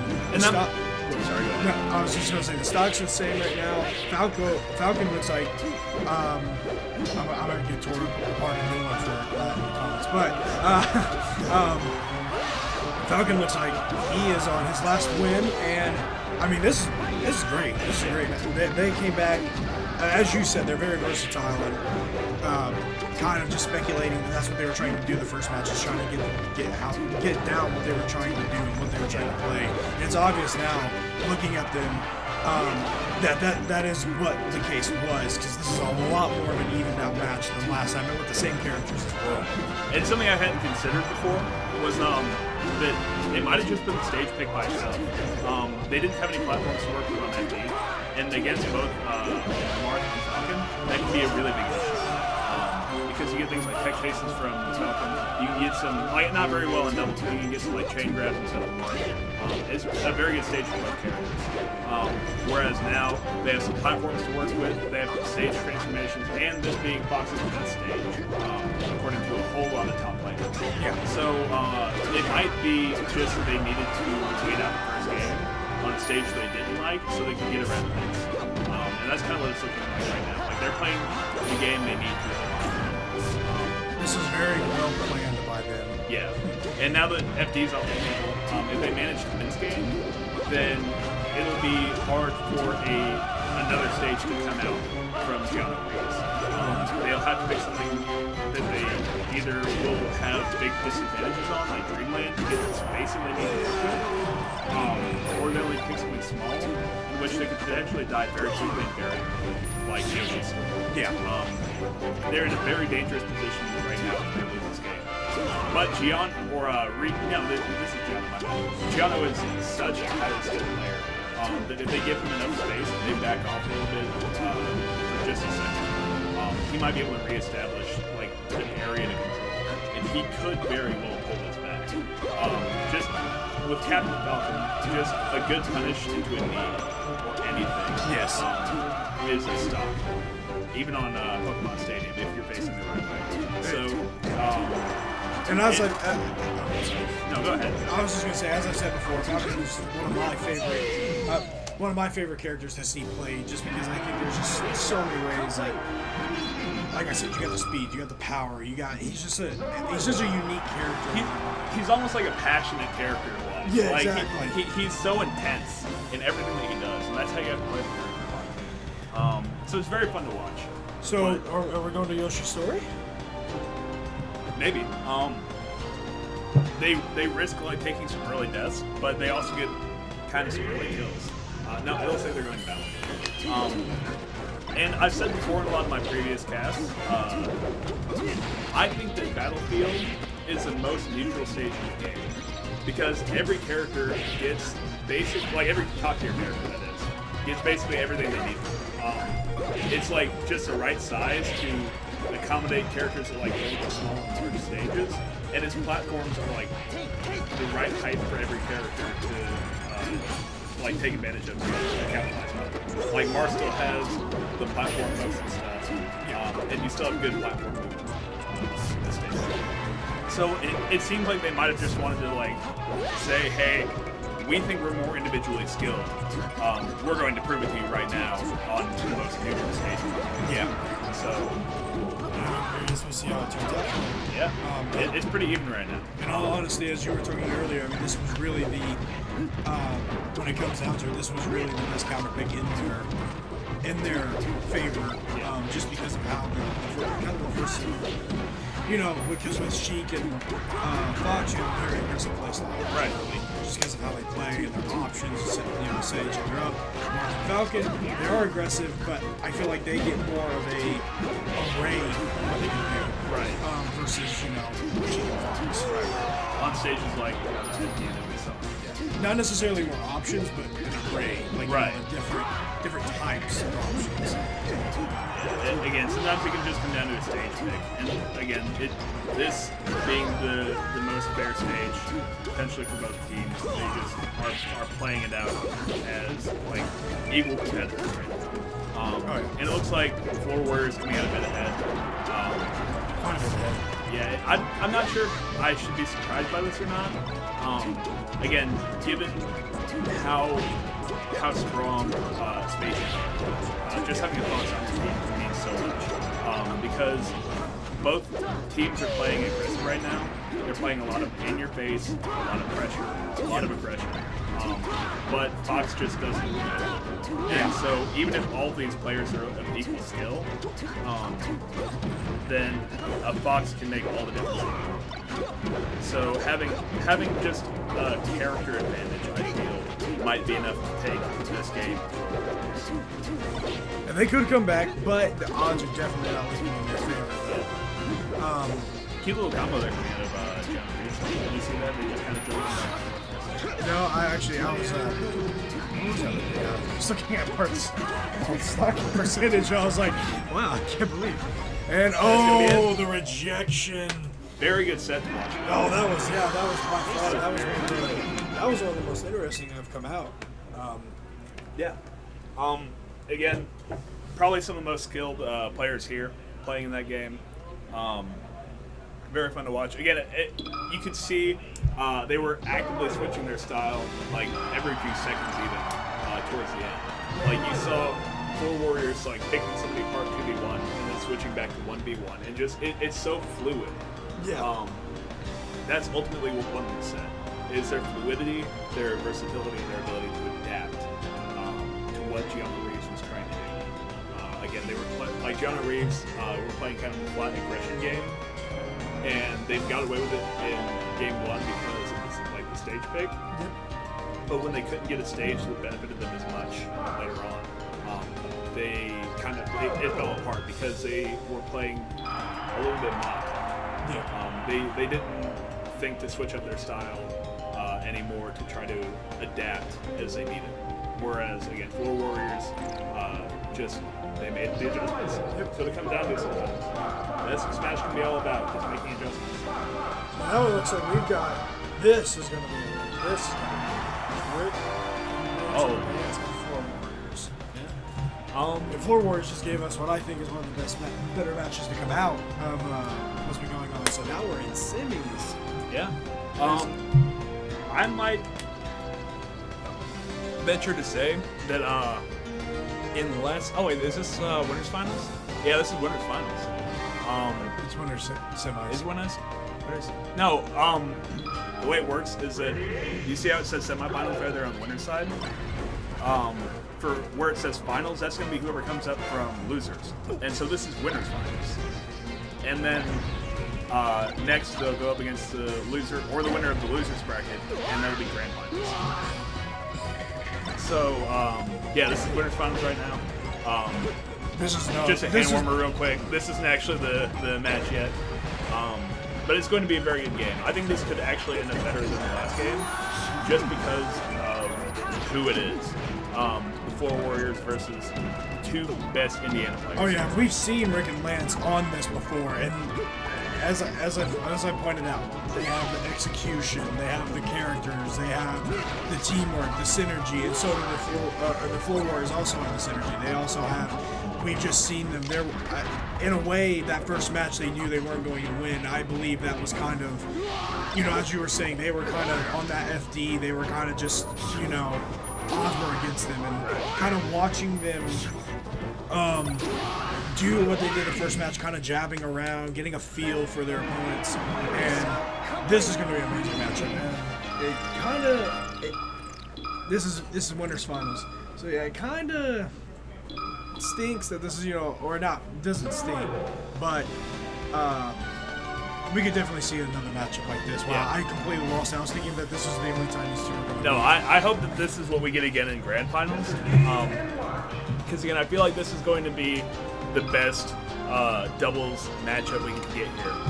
Again, 2 best players in Indiana versus Voorhees and Grayson. It's all some of the best players in Indiana. That's what this match is. And the skill differential from Voorhees and Grayson to Rick and Lance in the past isn't enough to count out the 4 Warriors. These are all very incredible players. They are on a whole nother level than anyone you will see here today. So much so that honestly, I probably won't even be able to keep up. Just the movement and everything here right now, the aggression, it's all very unparalleled from everything else we've seen. Like we just saw a Shine Spike gets shy and spiked. These players are going to be on top of each other all set. But for now, it's very even. And that's what you can expect. These players all have very good synergy with each other. Again, there's a skill differential, but not enough to mean it's going to be a blowout. And we're back on this neutral stage here. We're watching as Rick and Lance are just kind of they're doing what they've done before. They're being effective. They're getting their jobs done. And it looks like my analysis earlier where I said that Falco might be just kind of by himself and being aggressive. Like, that's the style you can play, but it looks like I was kind of wrong. It looks like they're just doing what a Fox would do, like Dual Fox. They're just both being hyper-aggressive. They're just both running in and trying to get kills all the time. And that's honestly perfectly fine. They know the game they need to play, and they're running it very well right now. They're in the lead by 2 stocks. No, wait, 3 stocks. So again, this is going to be kind of an indicator of maybe the more skilled team. And after this, it might break down to stage picks and adjusting to the stage.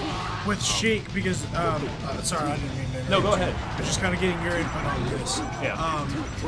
We got 2 Foxes on the other team, and we have Falco, of course, for Rick and Lance, and we got Sheik for Floor Warriors. Talking about the next match, as it seems Rick and Lance are going to win. What can they counterpick to really put things in their favor, in your opinion? FOD. Oh, what? They can't pick FOD in doubles. I think. That won't work. Congo Jungle. Let's go. Honestly, Congo Jungle. It's actually not a bad pick for them. It maybe helps the Falco a little bit with his recovery, but they need to have something that they can break the team apart and get kills early.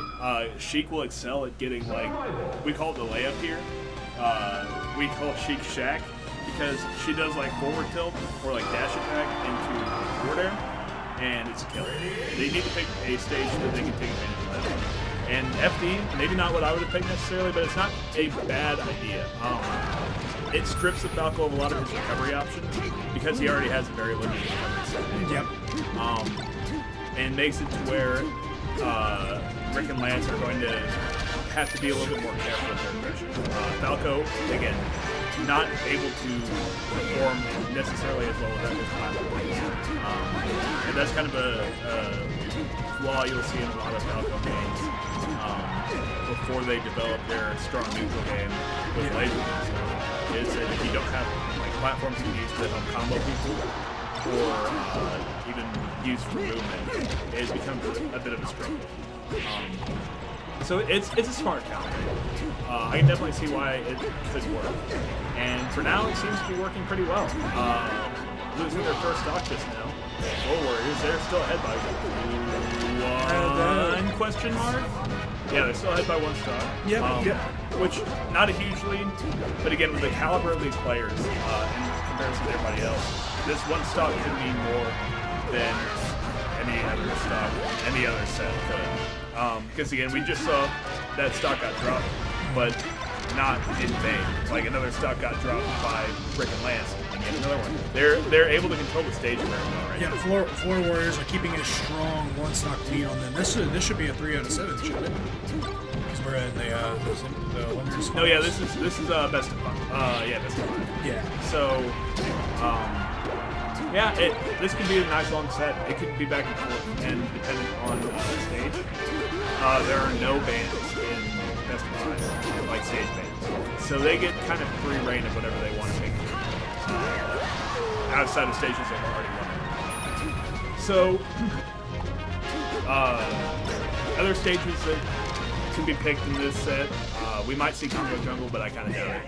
It's a stage I like, but it's a stage nobody else really likes. Because it's not really played in singles, people don't really know how it works that well. Yeah. So I'm not even going to depth unless it's picked. And if it's picked, it's going to be super high. So, we'll probably see Floor Warriors pick to maybe Pokemon. It could be advantageous for them. We could see Rick and Lance maybe pick something like maybe Yoshi's. I don't know. It's up in the air. The most important thing with this matchup in particular, straight up the characters in these matchups. The stage isn't always going to matter. It's sometimes going to be how you play it. So like there's Pokemon. Pokemon is a great, you said earlier, it's a great Fox stage. Yeah. But if the Floor Warriors manage to turn the neutral part into like an FD, basically, like take advantage of it like they did last game, then they have a huge advantage. But if they let Rick and Lance kind of use the platforms and like get a little bit more free reign into the stage, then it's going to turn against them pretty well. So it's all just going to depend on how the players are handled. It looks like for now, Rick and Lance keeping him good movement, keeping up like strong movement, and they're taking advantage of the stage a little bit better. Their counter picks going to work. Yes, we can definitely see. I can definitely see right now that the Warriors are not really. Yeah, that might not be their strategy, but as it stands right now, they're not exactly doing a good job of keeping Falco off platforms, or even just keeping Falco out of the air in general. It seems they have like a little bit of a focus on Fox, which I can understand that because this is Fox's stage, but you know, you can't just count the other person, especially when it's Lance and it's Falco. Now we're here on the Windmill stage. It looks like Rick and Lance are running together as like a squad a lot. They're playing a lot of 2v2 and 2v1 when they can force it. So that might just be what it's kind of coming down to. Is it to compensate for the fact that they need to grip that stage control really hard? They're just working together to accomplish. Great teamwork from them too, as well. Oh my god, that anchor to dare. Looking. Oh, that was wow. Execution from them as seen all along. And again, these are all very encouraged players. Some of the best in Indiana. Actually, the best in Indiana. Probably all of this setup right now. And they're just displaying it at this point. This is a real show of skill. Like, again, this could probably be the best set, except for if they play again in Grand Final. So that'll be the best set. Maybe even a reset Grand Final. Hopefully, we'll see. They'll have to think about the strategy they need to use. The losing team, that is, because that's what it's going to come down to. Chica's Yeah, it's going to come down to a lot of player strategy. And again, it's kind of like what I said before. The Floor Warriors, it wasn't their counter pick, so they didn't maybe think of this, but they didn't strip Lance and Rick of stage control. So yeah, smart. Maybe you're gonna see it run to probably a smaller stage. I'd say Yoshi's? Maybe Yoshi's. Again, Congo Jungle's always on the table, guys. It's not a bad stage. It's small. Rubik's would like to see that a lot. Dreamland. Dreamland. I had this theme stuck in my head. Oh my god, yeah, that happens all the time. There's a myth, a rumor, a legend, that whenever you go to a Melee tournament, you will always hear the Dreamland in the background. There can be no setup song. You'll always hear the Dreamland song playing at all times. Gosh, I can hear it in the back of my head. Get out of my head! That's just how it goes. That's what happens when you play Melee. You lose your mind to Dreamland. But, so I think the Floor Warriors... oh man, 2 stocks have already been knocked. Sorry, I didn't mean to interrupt you, that's but fine. I just put that out. The Floor Warriors' thoughts for this was that this is a good Fox stage. This is a nice big stage with kind of higher platforms. They might have thought that they could, like, kind of FD it a little bit again. But it's just, they're going to struggle because any time that Falco can use platform with mobility, it's going to help them in a double situation. That's kind of why I say the players or the characters not very good in doubles. It's just because sometimes you go to FD, and that's a huge strength against them. You lose access to your lasers, you lose a lot of your mobility, but you need more in doubles than you do in singles. And it just hurts you. But in this situation, they're doing a very good job of taking advantage of platforms and just picking them off, like picking off the Floor Warriors from again, switching from forcing 2v1s to 1v1s a little bit more than the Floor Warriors are. And that's sometimes really just it's strategy and it's making sure you can get as much as you can out of the stage. Yeah. And we can see right now that I felt like they had a pretty good chance if, wow, I can't Fox and the Floor Warriors, I'm sorry, I know your name, I can't think of it. Voorhees, thank you. Voorhees, I could have ventured to say if he would have been able to remain in the stage that with his 2 stock, they would not reach it all, and he just... Yeah, he actually threw away a stock. He opted to come back, but it's not going to matter. His teammate's going to fall anyway. So really hard situation right now. I struggle to say that it's probably unwinnable. So what he needs to focus on is whoever he's going to play in the losers bracket. He has to develop a strategy for them. Again, he's a very versatile player. He has a lot of tools in his hands, and he's very highly skilled. Could we see him maybe, like they did in the match in FD, maybe throw some jab, or that very first match we ever seen him, and maybe throw some jabs. But, yeah, they just, who's the loser second to be against? Is it decided yet? No, okay, so they're going to be waiting in losers finals. For now, we have losers semis coming up, which, oh wait, no, we have losers quarters still to play, which I can't tell who that is from here. We got Spooky, see Gianna Reeves versus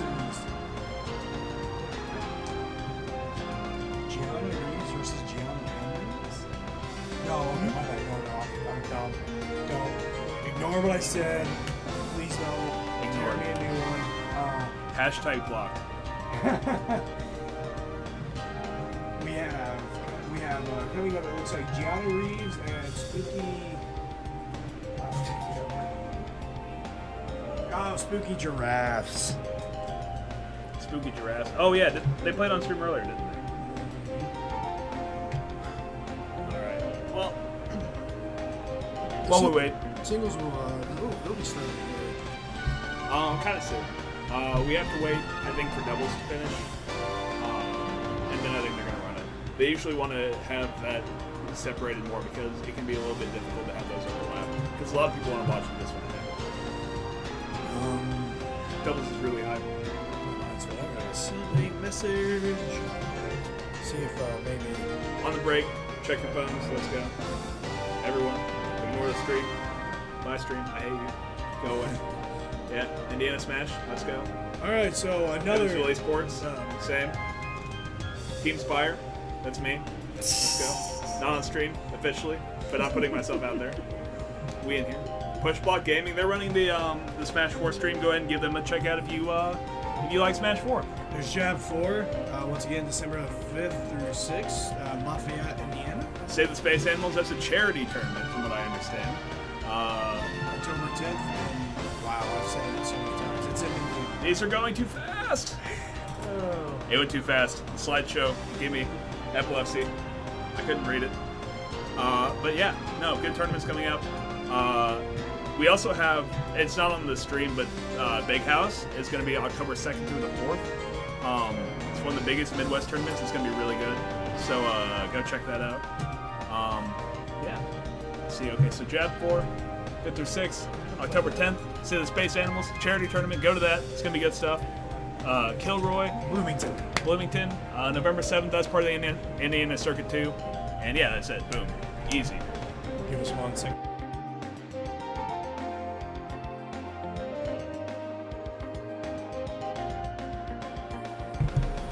Sorry about that small interruption. Don't worry about it. We're on that hashtag break. Yeah. Just talking. Could you ask? I don't know if Mike's even on. Is Mike even on? Yeah, it's on. We're gonna run these soft ads for other tournaments, and we'll be back whenever we have a match. Boom.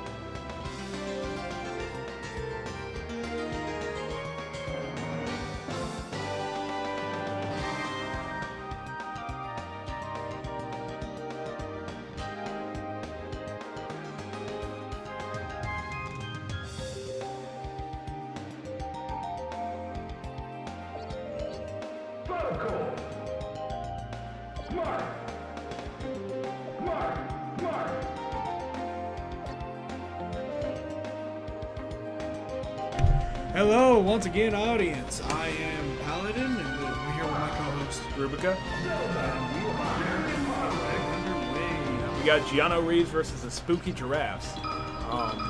So yeah, it's gonna be a little bit of Falcon Marth, and I don't remember who they even play on Spooky Giraffes. Is it Spaceys? No, weren't they the Peach combo? The It might be. Peach and Fox? It might be, yeah. Which, in all honesty, Oh no, they're the they're Puff. yeah, they're the Puff Dogs. So yeah, it's gonna be. Honestly, I don't know how this matchup works. This is one of those weird ones that you get sometimes. No, that but in a way, they're not dealing with the aggression of. They're still dealing with aggressiveness, but they're not now the Fox and Falco, especially Lance and the way they work. Not trying to diss Keanu Reeves in any way, just saying that, which we've seen a lot from Keanu Reeves. I think, especially in this setting, they have a lot better of a chance really making their mark. And as we can see, Puff's gotten a little bit more getting aggressive, going in a little bit more. He's got a lot of aerial combat, which, of course, that's what Puff's best at. Well, Puff, the thing with Puff is that the way the character works, you can get punished by Fox. It actually has a losing matchup against Fox. But there are a lot of people who say, and I know I'm going to get a little grilled for this because there are going to be people who disagree, but I've heard people say that Fox is Juju Puff's only losing matchup in the game. And it's because of stuff like this, where you get him on stage and you can back him. You can control the stage, you can control the ledge really well, you control just so much space that it becomes hard to breathe. And that's what I was talking about earlier when I said Julie Puff has like a lot of good enemy pressure. Just by being there, you get a little bit scared, your options feel limited. We definitely see Puff taking a kind of going at more of a supportive type role right now. Yeah. Definitely a lot more supportive because it's evened out. And Puff's doing a great job at staying out of the combat, but coming in when it's going to benefit the team the most. Well, the reason why I paused is because I didn't know if Puff would. Got that up air kill there at the top of the screen, though, actually. The thing with Puff, one of the reasons why Amita's probably playing so safe is probably just due to the fact that it's really scary going against a Marth. In doubles, too, because if you get hit with a straight tipper, you're pretty much dead as Puff. Because Puff is so light. I think the lightest character in the game, maybe, at least in the top half. Okay. So you have kind of a hard time with going in if you think that you could just get blown out. Right now, it looks like Keanu Reeves are taking pretty good advantage of the situation. They saw that. The dunk through the stage. Yeah, he has to go ahead and take that stock. But it looks like Keanu Reeves kind of understand that Puff has to play a little bit more safe, lest she die to a tipper. And so they're just going really aggressive on the Fox. As you saw, his stocks was melting. They were gone really quickly. That beautiful edge guard. That beautiful play by Marth. Yeah. But yeah, no, it's just they know they can force 2v1s. And that's exactly what they're doing. They're picking apart one player at a time, and then just they're going to have to switch targets over to Amita, and that's not going to be an issue for them anymore when the Fox is all they have. Yeah. So, and again, if they're going on the Fox and Amita has to come and help, then he's in a bad position and is going to maybe get punished by good spacing from Reeves or strong hitboxes from Keanu. Marth just playing Fox on that side, just completely decimating him. There we go. Boom. Grab, release, the knee. Wombo combo.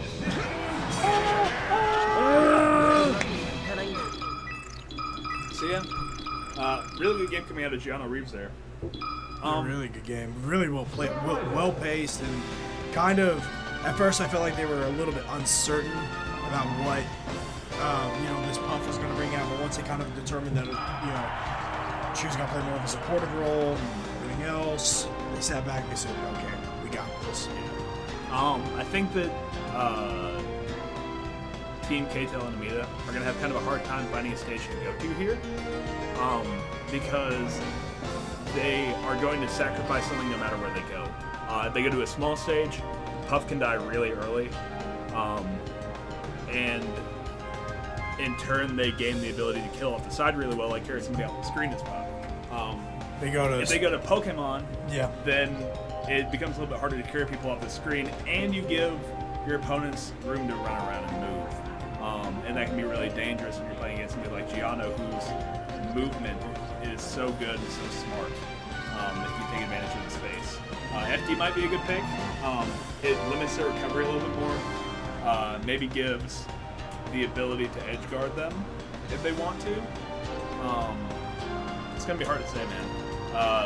I think that just given Giano Reeves' team composition, it's not one of the best teams in doubles, but given their skill and team composition, it's a really hard situation for K-Pop.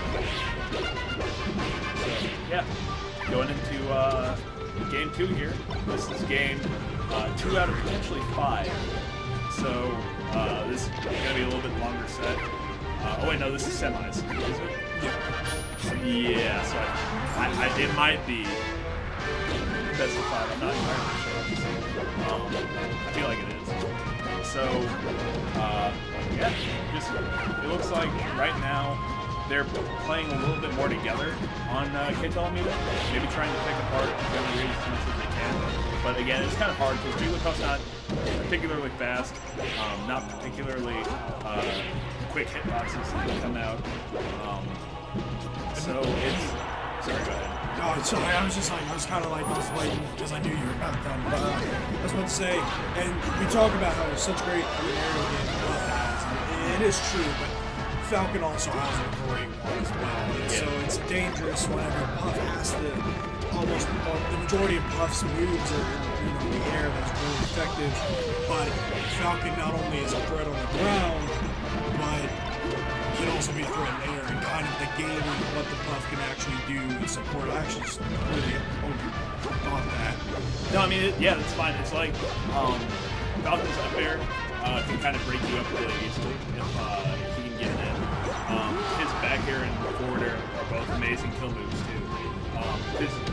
Like if he challenges you with knee and he catches you being unsafe in the air, then you can die. Like just straight up. If he can get that right height on Puff, perfect stomp, it could be. And we're definitely seeing Puff take on instead of a support role being more of an aggressive role, trying to help boxes or telling Giano Reeves, hey, I'm here too. But as you can see, Giano Reeves is just doing a really great job of being able to negate it, telling Puff to just sit over here. Yeah, exactly. That's what I was going to say, is that they're doing a really good job of just keeping Amita out of the way. Like, they're keeping him, like, tucked over in a corner of the screen and just going to town on K-Tail.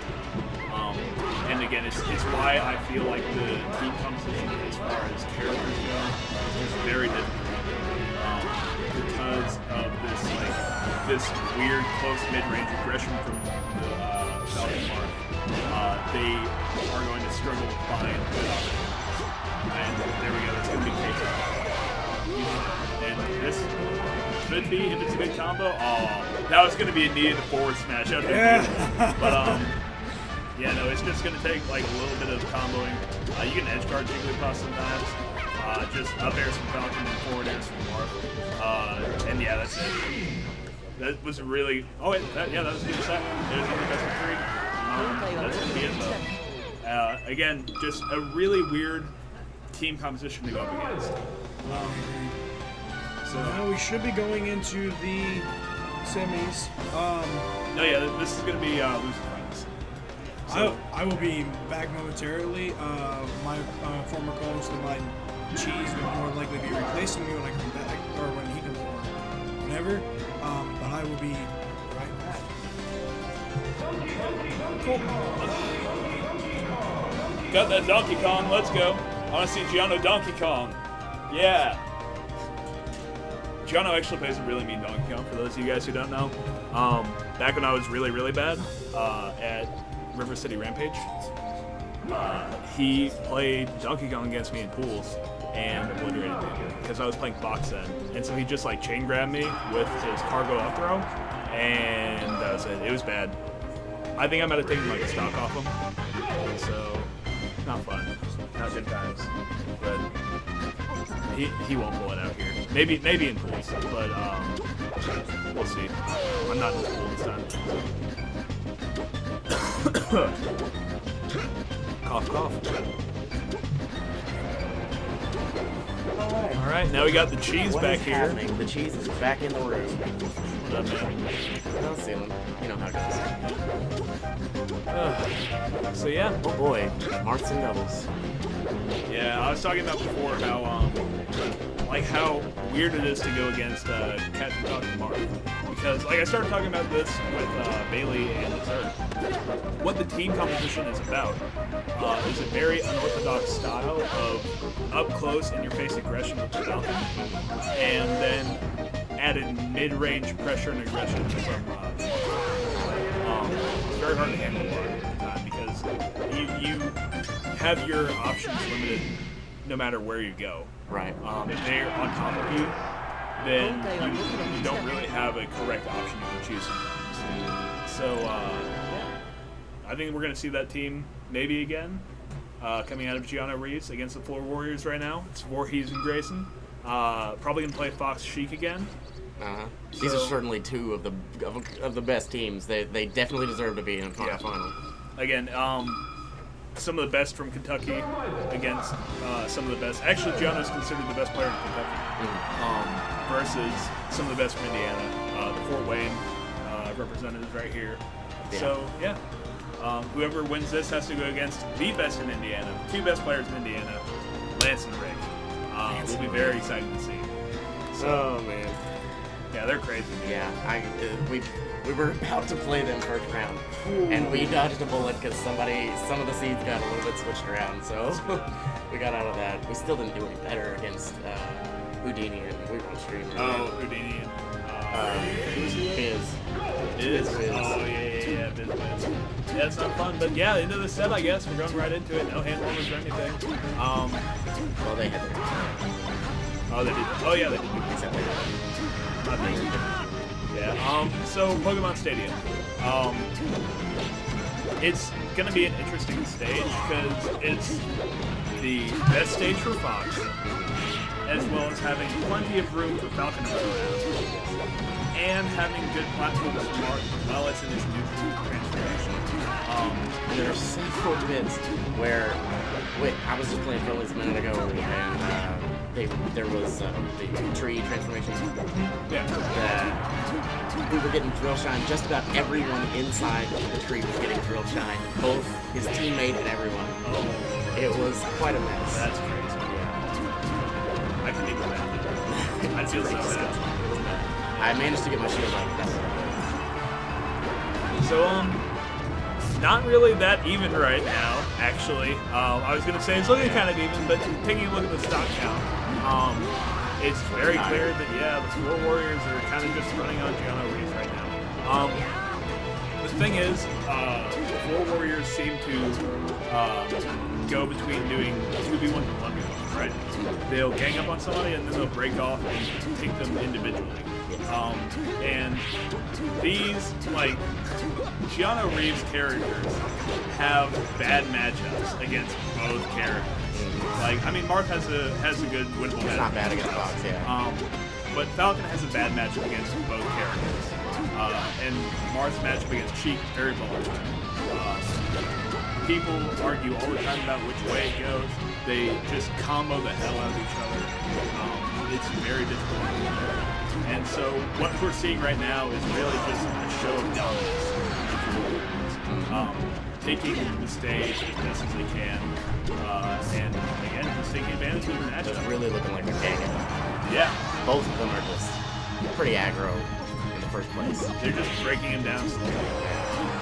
Good knee there by Gianna, but they're still behind by a stock, which It's not impossible. there are matchups where I'll say that a stock isn't a big disadvantage, Yeah. but this is not one of those matchups. When you're playing against almost equally skilled players who are playing advantageous characters, that situation becomes a lot harder to surmount a comeback. Did you see how fast he just moves across the stage? Yeah. That was crazy. Actually, just like- was he just like? It looked like he did like a wave dash almost, like just a super wave dash. I wasn't really watching that closely, so maybe he just sprinted. It was mostly just a sprint. It was probably just a sprint. I just wasn't making it. It was crazy to me. Anyway, really good pressure coming out from John Reeves right now. It looks like Voorhees is going to kind of let them combo them a little bit more, you know. Gianno's really got to stay away from. Never mind. Reeves taking the fall right there. Gianno's by himself. It's not impossible to win 2v1 with Gianno. Again, I said he's such a skilled player. Both The of these best players, player. Voorhees and Grayson, both. Yeah, that's gonna be it. Spacing. Yeah. They just spotted it there at the end. That's what it was. They knew exactly where to put them and exactly what to do once they were there.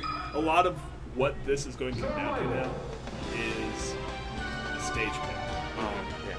Wherever Gianno Reeves takes them is going to be very, very important. And I can't overstate that because they have. I wouldn't mind seeing him take him to Yoshi's story, but that might be too small to deal with the aggro. Yeah, the issue is if Four Warriors manage to keep up that aggro game they have, where they're on top of it at all times, especially with Voorhees' Fox, you'll never get away. They need to have. We're seeing a switch, maybe? That's not a thing. That's not a thing. I actually refuse to believe that Voorhees is going to do this. I think he's lying to me right now. Oh, they're talking. Oh, they're announcing singles, I think. Yeah. Yeah, it looks like they're announcing singles. Both in singles. So in the meantime, yeah, we're both in singles. We'll player matches after we finish commentating now. Indeed. My pool, I'm not excited for it. I am not. I'm in the pool with Rick and Amita. I'm in a pool with Rick, Amita, and Otaku, and Mr. Brown. I got Lance Moore and Candace and Zerd. And yeah, I'm stuck. Yeah, I don't think I'm gonna make it out of pools today. If that happens, I might be back on the mic, pretty quickly. Yeah. But we'll see. Feeling the same. I'll try my best, man. I gotta play that Falco. Yeah. That's what it is. Gotta play Falco. Gotta get that first seed. Yeah, I'm trying, man. I'm trying. It's gonna be hard. Mr. Brown can definitely take that. So. Because he plays Peach. I haven't played him in a long time. The first time I played him, I went 2-1 against him. And I was like, okay, I can handle this. And then his buddy from Poppy Phil Shred decides to shred the cheese industry. This became a thing. Yeah, I'm not good at the Peach matchup as Falco. So having two of them in my pool is going to be a really big issue. Yeah. It's going to be... I would think he would more like camp more than from what I understand, I'm going to have to play Campy. It's going to be like Laser Jet or something like that. He loves Pikachu. Yeah. And I'm in love with Pikachu. In love with the Coco. In love with the Pico. Let's go. So yeah, I think that what this kind of makes about with Pikachu is that it's not really an advantageous match against either of his characters or anything like that. But if you've ever seen Voorhees' Pikachu, which you have, he'll do that. Yeah. He'll tail spike you constantly. Yeah. He uses up air more than pretty much any other move, from what I understand. And so he'll play very dominantly. They'll kind of continue the same strategy as before of like doing a little bit of 2v1 and 1v1 if they can. And he'll just go to town on anybody with the bad recovery. Which both of these characters have pretty sad recoveries. Yeah. Especially against a Tin Spike or a guy. Yeah, exactly. So, four-man space is going to win this matchup, maybe. We'll see. Gonna be interesting to see, for sure. I mentioned wanting to see this earlier, so I'm pretty pleased right now. Yeah. But Pikachu's neutral game is great. He's just so fast. His neutral air is really good. So he can kind of run around and like gain control for Team 4 Warriors if he wants. Right now it's looking pretty even though. Maybe the switch to Pikachu is a little bit too slow. It is, well, maybe his main best character, blah, blah, blah, blah, blah. The character itself still has some shortcomings. Right. I think most of the problem is just that it's Pikachu. Yeah, it's just like the character's light. pretty easy to kill, not hard to combo. Not good. That's why he's 10th in the tier list. That forward smash on the HUD. Yeah, that's some electric love right there. I don't even know what I'm saying. Oh Help man, us, Rick. got caught by Pichu's. Or he's been super by jab. enough time to Let's she get back to the stage. recover. Yeah. So that's really good. But again, crazy. Not really the best situation right now. Able to force it 2v2 again. Took the stock. Oh, Wow, and coming back to take Voorhees' Pikachu. That brings it just about even if Reba hold on this stock. Yeah. Well, I usually don't count percent advantages too much in doubles when I talk about the game. Because, like, unless they're at a really high percent, like 150, it doesn't always necessarily count. But yeah, this is a very hard situation right now. Tail Spike's probably going to be forward air. Just Takes about it. anything, the entire stage. Going to game 3 now. Voorhees might switch back. Might feel that his Pikachu pick was, it worked. It was good. It wasn't quite I the really same. think it'll depend on the counter. It will depend on the stage. Yeah. If they run it back to FD, he might stay. Yeah. I see him play a lot of Pikachu on FD. Going to Battlefield, stay Pikachu. I mean, it's not like Fox has greater advantages over Pikachu on Battlefield, so. Well, I mean, it really. Fox has advantages over everyone. Yeah. But no, yeah, I mean, it's like, Nothing specific that jumps out. there's nothing that at this level makes such a big difference between the two characters for him to, I guess, necessarily decide to switch back. Feels comfortable playing it like he will. And he kind of does the same thing here that he does on FD, and that's kind of an offense like a lot. He might like playing Pikachu here because of the edges. Because with Battlefield, recovering is already really hard, and so having a character that has almost better gift ability to an extent than Fox can be really beneficial when you're already having the stage work for what you want with that. And again, it's like on FD, you can't recover high, really, so it just makes it easier to get people again. That's what Pikachu's all about. It's just getting those like nice, easy gifts, having some like nice combos every once in a while, and that's pretty much about it. Yeah. And so right now game's pretty even. They're kind of sitting in neutral right now. Maybe both stocks going out right now for the 4 Warriors. No, just one. But yeah, no, it's good stuff. Gianna Reeves actually pulling it back, taking the lead right now. They're taking advantage of this. Yeah. Again, this is kind of why I said that he might switch back to Fox if it wasn't FD, just because while Pikachu is really good, well, he maintains a lot of good giving ability on the stage. It's just so it's easier for him to cover the lower part just because there's no way. Right, but Fox still just like generally better, faster, stronger moves. Bigger, faster, stronger too. First member of the DK crew, stuff like that. Yeah. All that. That was a great recovery from the Pikachu. Very smart decision to go look like he was going for the stage, but go for the up after he got back up on the ledge. So even up again. This is a very volatile game. Switching back and forth between your advantage and yeah, he knew that he was dead there. He just signed me off.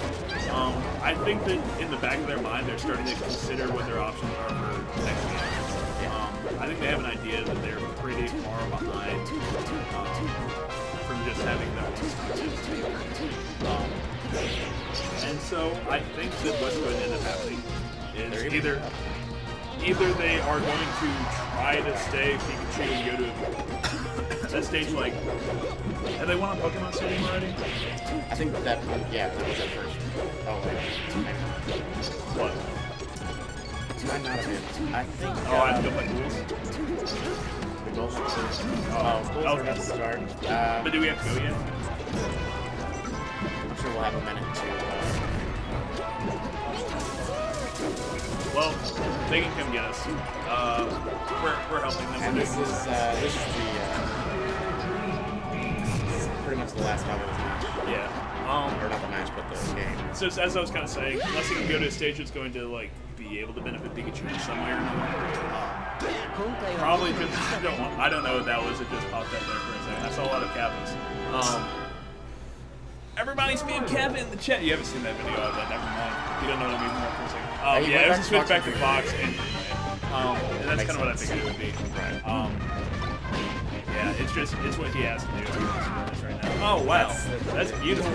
That's patriotic. No, I'm talking about the play. Right, now. yeah. The play right now is amazing, and yeah. So anyway, back to the game. Okay. Four Warriors right now doing a really good job of trying to find openings, but they still are getting punished really hard by Keanu Reeves, having already lost his stock. They are coming out of that little bit of confidence on Battlefield. So. Yeah, no, they have the momentum there. Yeah. It's mental momentum, really. That's all. And now they've got the stock lead. Yeah, they have a hard significant stock lead, actually. Yeah. It's possible that Keanu Reeves could pull it set all the way back, and you never know. That's melee. Like, yeah. It looks like Four Warriors right now, they're having a little bit of trouble picking them apart. Like Keanu Reeves kind of into their game now. yeah, Keanu Reeves is like playing their 2v2 strategy a little better, and just being really aggressive on one character at a time. Except for right now, they kind of broke off again. But yeah, Mostly because they were going for a 2-on-1 and left guard there. yeah. But yeah, it looks like Four Warriors just isn't able to find the openings they need to switch over to their game style. And so they're just getting run on by this Captain Falcon. And this Martha's just taking advantage of every opening that the Falcons create. Yeah, there's Voorhees dead. Quick little knee. Always love knees. Knees are so high. I wish that it was like standard operating procedure to scream as a commentator every time a knee happens. I just start yelling, like, "Oh my god!" That was acceptable. But yeah, I don't think that's esports. And we are esports, so we have to maintain esports. And yeah, again, up there's up throw or up air in your opponent, or not your teammate. They're always really good. Yeah. So some of y'all, no shots. Lying. No shots. Ooh, counter. Always love to see that counter work. Actually countered the Fox's hit to make sure that it hit. It looks like maybe Voorhees and Giano just kind of cracking a little bit right now, the pressure, you know what I mean? Again, Giano and Reeves, very strong players, but they have been put in a very bad position. They keep getting kind of 2v1 pressure coming out from Keanu Reeves is incredible. And so they're having a hard time adjusting and dealing. Especially, it looks like Keanu Reeves kept making minor adjustments since game 1. And maybe this is just kind of the culmination of that. Maybe they've just adjusted so much to the playstyle that Four Warriors is going for. Yeah. That they will be able to convert it into maybe a win for them. Yeah. We'll have to see. They're certainly playing very well, except for that forward air into his teammate. They were playing very well synchronized. Yeah. But it looks like Four Warriors still showing signs of life over here, taking 2 stops. Maybe. Yeah, it's gonna be rough for him to come back. That was tough. Yeah, he tried to ledge guard the Marth and got ledge guarded. That's always a shame when that happens. You never want to see that. Yeah, that's a knee. So it's gonna be a 2-2 right now. Oh, We're going to a game 5. Oh man. The final game of the set, no matter what. And whoever wins this is going to go on to face Rick finals. and Reed. Oh, we're not Reed. Lance. Rick and Lance Rick and in the Reed. pants. No, Rick and Lance in the pants in grand finals. So, It's interesting that you've got Lance in the pants, and then you have Rick and a nickname for Rick. Could also be Lance in the pants. Esports. Anyway. We're esports. Esports again. Yeah, I just said that out loud. All right, Richard Cheese. So, yeah. So right now, what we're gonna see. Oh my God. You're too much. I tried. So, this is a very dangerous stage to pick, I feel, against the Marth and against the Falcon. because That's what I was saying earlier, that it would have been a good stage. control a lot of the stage just by swinging that gigantic steel beam in his Yes. Then Falcon obviously being able to kill super early again. Of course, there's always But, Fox's ridiculous up smashes and just ledge guarding ability in general. Yeah, another thing to consider is that Fox not only kills super early on the stage, just like Falcon, with a wider variety of moves on that, but also if they are trying to control the stage, like it's nice to be able to run around and have more stage to control, but having less stage to control can also be beneficial as well. Just being able to like set the middle of the stage as a boundary and say kind of come at me and like see what happens. It's really good, yeah. I didn't want to really mention that much. But it's even Yeah, game no, right now.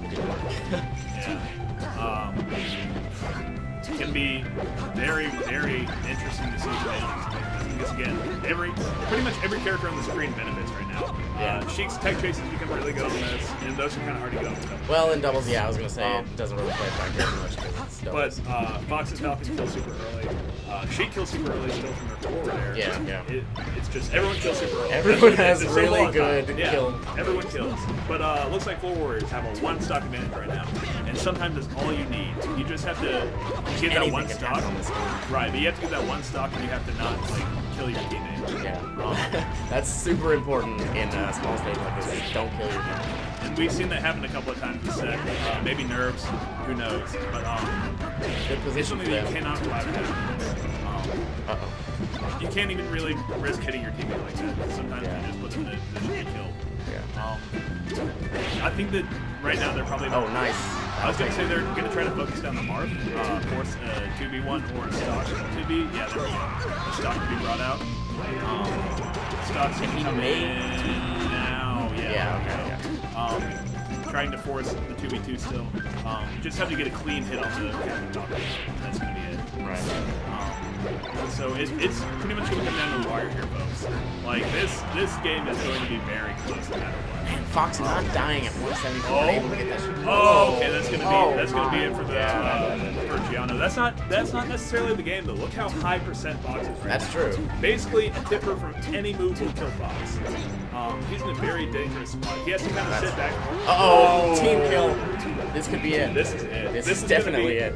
This Uh-oh. is Grayson versus Reeves, and no offense to Grayson, I feel that Reeves is a little bit more well-versed in this matchup. Maybe. He might have the advantage here, and it's possible that this could I believe be that Marth the has end of the Four advantage. Warriors run. I believe that Marth has the advantage on This this is going to be stage. it. Oh, I thought that he was going to get. Oh, ledge yeah, I locked. thought for real something was going to happen there. So close. This is such a tense game. The neutral game, none of these players wants to drop anything like that. So they are Oh my both goodness. holding on to everything they can, taking every advantage, and that's Oh, no, my that's not God, it. That's still That's not not it. I thought that was it. Okay, Oh how is my he going to God. make it in from... Oh, there we go. Yeah. Okay, he gets stage control back. Yeah. Oh, this is Oh, gonna what be was so that? Oh. so close. Oh, this could be this it. It it? could This just be is- an edge guard. Nope. There it is, the forward forward smash. smash. No, it's not it. Oh, my goodness. This is so. Oh, close. Randall. One tipper. What is or one happening? forward air There ends it this is. game. There That's it it. is. That's it. That's it. Wow. Wow, the pop off. Yeah.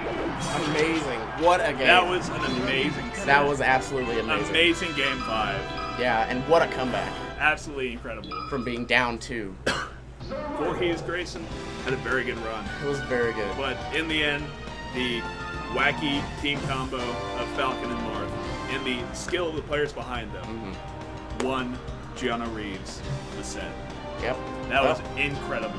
that's going to be it for us commentating doubles because we have to go play our Melee Pools matches for singles. Yeah, there's gonna be a grand finals. There is grand final still for doubles. Yeah. We're going to get somebody else in here for that. At least I'm going to get out of here. I don't know But if my pool's going on yet or not. I will be back in a little bit, I'm sure. Even if I do make it out of pools, I'm gonna be coming back until the bracket starts. So I'll Yeah, see my- you guys later. I do not have anything of yours. Here's my controller. There's your controller. All right, boys. I'm gonna sign out I'm too. I'm gonna go ahead and see if I can play any pools matches. If not, I'll be right back. If so, I will be back in like 2 hours. See you, stream.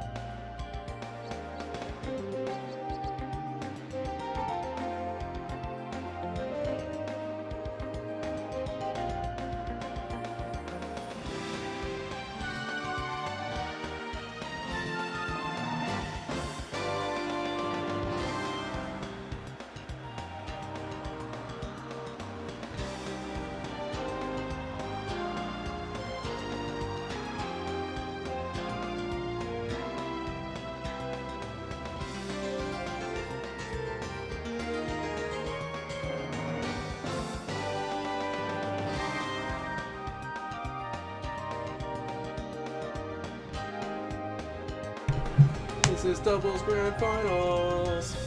Yes. So Lance and Rick are gonna play Fox Falco probably, Yeah, and then Revengiano or Falcon Marth. So 4 different characters in grand finals.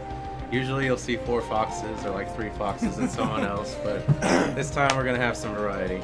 I lost to both of these teams in bracket actually. They're both very good. so I'm Paladin. This is Elliot here. So Elliot, since you just mentioned that you were out there, Yeah. kind of give us a laydown. What are you expecting out of this? I mean, I don't want to have any bias, so I'm not gonna say who I think's gonna win, but hey.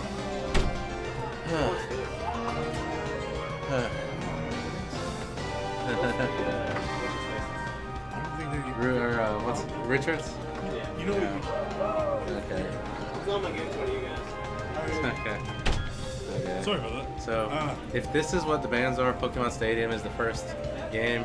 I mean, as most of you already know, Pokemon Stadium is neutral in doubles, while Fountain of Dreams is banned. The reflection on the water on the bottom of Fountain of Dreams actually causes lag when there's more than 2 characters, and that's why nobody plays it. That's interesting. So here we go. Here we go in game 1. We got Rick, I believe. They're playing Falco with a Smart Tag and Lance playing Fox. I love the red team for Mars Falcon. Those are the best colors for each character. We can definitely see Rick and Lance. They are playing heavy aggressive right now. They're a very aggressive team. They are trying to, from what it looks like, trying to almost separate them and trying to take a 1v1 perspective on both sides. Taking the 1v1 and like teaming up on one player are both 2 very different strategies in doubles, and generally different situations call for those 2 different types of strategies. Ooh, nice forward smash by Rick. Let's see if they can get the edge guard on both. Oh man, they might have a very slick. Oh, they have a good Dipper. Yeah. Now Reed actually barely survives with amazing DI. They used each other as a ladder there for a bit, but hey. That's what it takes in doubles for recovery. Man. You have to like saving your teammate is the best feeling there ever is in doubles. I swear to God. Oh my God, did okay. That's almost killing me. So. This feels much better. See, this entire time, just watching Rick and Lance, just their execution throughout the entire tournament was just amazing. And just watching it here too, even they're on point. They have great outside communication as a team. Just watching them just kind of jab away at the enemy is just amazing. They certainly have that sort of team synergy that's rare in these sort of like smaller tournaments. But having that synergy is really important to us. Playing on the rock part of Pokemon Stadium right now, which nobody likes, and for good reason. There's barely any there's barely any room to move around. But it looks like they're all doing a really good job of surviving. With the big rock in the way. Let's see what Rick maxing on that today. Missed his back air and gets grabbed. Inlet. Knocked out. Okay, so after. Still pretty even. I mean, this is very even right now. Actually, yep. I would say that Rick and Lance got a slight advantage because Falcon's percent is so high. And in this game, one random back air will send you off stage. And random back airs are certainly something you have to worry about in doubles. Oh yeah. And being off stage is Falcon is just awesome. Of course, Giano's DI, always amazing. So he'll survive even though. It's really all about the edge guards. It seems now that they're. Oh, nice down air. Oh, yeah, it was beautiful. 5 stocks to 3. However, one hit and take down. Oh my goodness. That's it for Giano. No, Reef Wait, saves no. him. Oh, wait. Oh, no. Reef can't save him twice. This is just amazing seeing them bring Lance. They are just. What I've noticed now is they're taking turns. They're one's charging and then the other, and then one, and it's almost as if Giano Reeves can't, as a team, function with that type of aggression. It's very difficult, I swear to God. Oh, nice edge guard by So yeah, you did play against them. What is that like when you're put against a situation like that? When you don't know how to handle it, it's just a slaughterhouse from the opposing team. Lance and Rick 7-stocked my partner and myself in game 1. So it's really tough to deal with.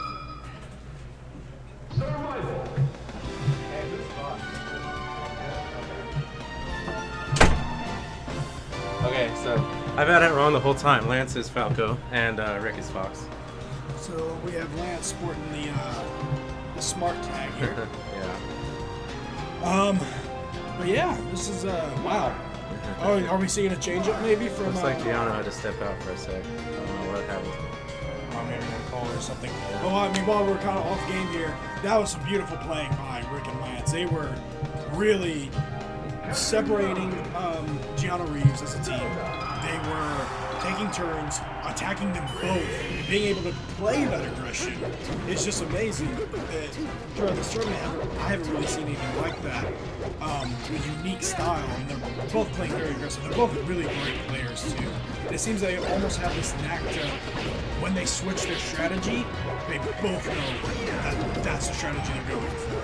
As we've said many times, the synergy that they have is just amazing. Speaking of switching up strategies, check it out. Giano can see that. Notice that. If you looked at that, Lance tried to do what looked like a shine spike, which I guess he forgot he was Falco, and I thought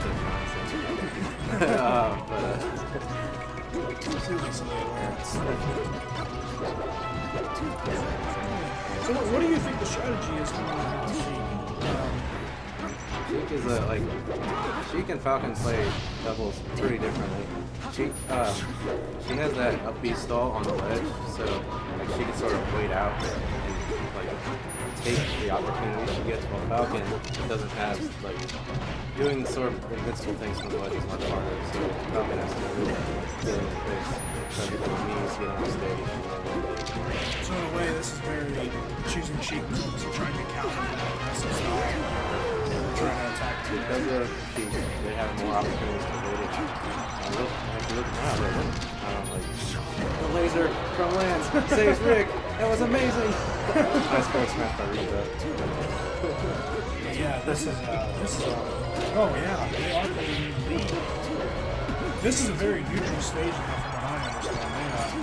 It's fairly neutral. The edges sort of mess up a lot of people's edge guards and stuff. Some people don't like the stage for that reason. But Otherwise, it's basically no mistake. Sheik still has not lost a stock. Lance, Gianno stopped it pretty well. Like, if you look at it, Rick and Lance really are going to try and focus more on the lead because Sheik is more willing to just stay on the edge and just wait it out. More of a kind of a playing So if they can take out all of Reeve's stocks, and then Reeve will have to take down stocks, and make it even harder.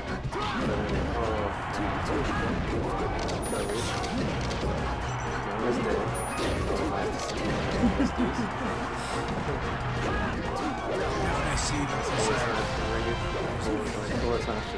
So at least the gap's kind of close up here from earlier on in the fight. Oh yeah, this is we can see very tight up here. Yeah, we can see the break. Nice Eric down. or something.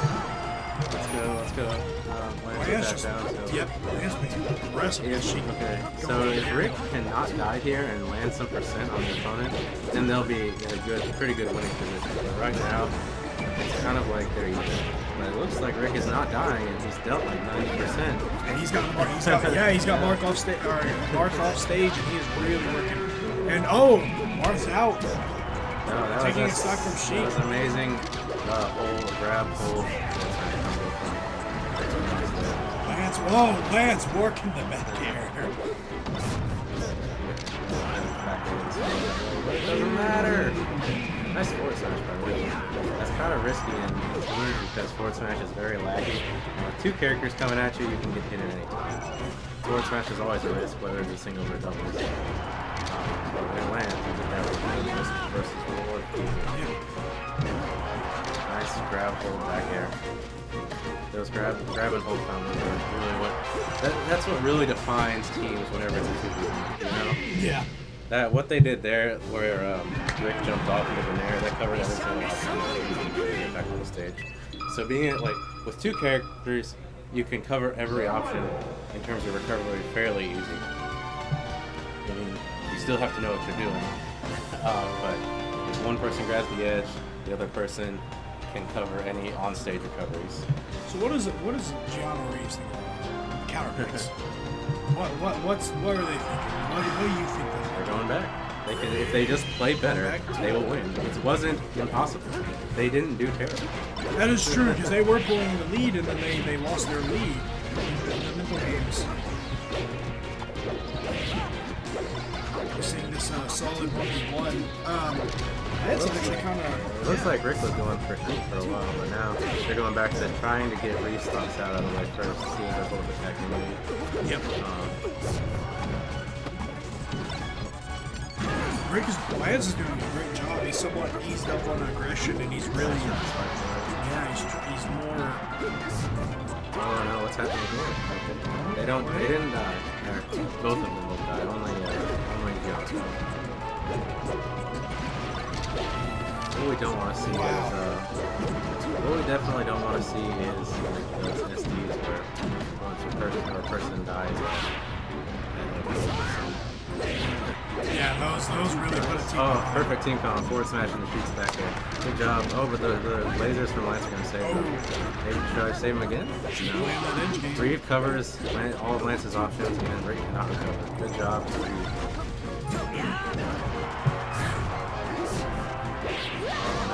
We're saying, unfortunately, Gianno falls to his death. Oh, and Rick side B's off the stage. Yeah, that's the kind of stuff you don't want to see, but it definitely happens. It's definitely worked out in with Gianno Reeves' favor, definitely. Yeah. With highly technical characters that apply a lot of buttons like Fox and Falco, you'll see people do side B instead of shine, all that kind of stuff. Yeah. Well, what's going to happen? It's over. Now, Gianno Reeves is winning. Nice job. Oh, yeah. They're working very well together. If they can hold this lead, they have the game. There is no doubt. But they're both at fairly high percent. And just like it happened to Rick, there's always the possibility. Oh, is it? Okay. Rick is out. Oh, but he's gonna take Lance's final stock, and now it's 2 stocks to 4. They can pull this though. They can even it back out. If they can knock Martin. Yeah. They have to take Gianno stock very quickly, or else it's gonna be really hard to make a comeback. Gianno gets the grab, but no follow-up because follow-ups and doubles are hard. Lance. Nice. Okay. You can see Yeah, Lance or- going for it, but Reed almost left. Bad fortunate. It could have been taken. The stock could have been taken. that's reverting back to that top flat platform. Oh, nice forward. Ooh. Oh, yes. And they, wow, they did it. No, don't hit Giano. Okay. That's trying his best to kind Can of. you get a team combo? No, it tries to do a team combo. Doesn't work. If your AI is too good, team combos won't work. That's just how it is. Of course, it depends on percents and whatnot. Yeah. But team combos were a big thing back in the olden days. Not too much. But when they do hit, it's pretty Okay, so Lance doing everything he can to cover every option. Yeah, no. Impossible. Nice job. You can almost, I could almost see how, in a way, the way the Giano and Reeves, they were both scurrying around to stop Lance. I think almost Rick and Lance are getting inside their heads, which, I mean, that's a big, factor. You've seen these guys, this is their first win against them. Real quick, where do you think we're going to go? Pokemon Stadium, maybe? Foxy Falcon did very well there. Well, Sheik Life, not as much. But like Giano could potentially switch back to Falcon if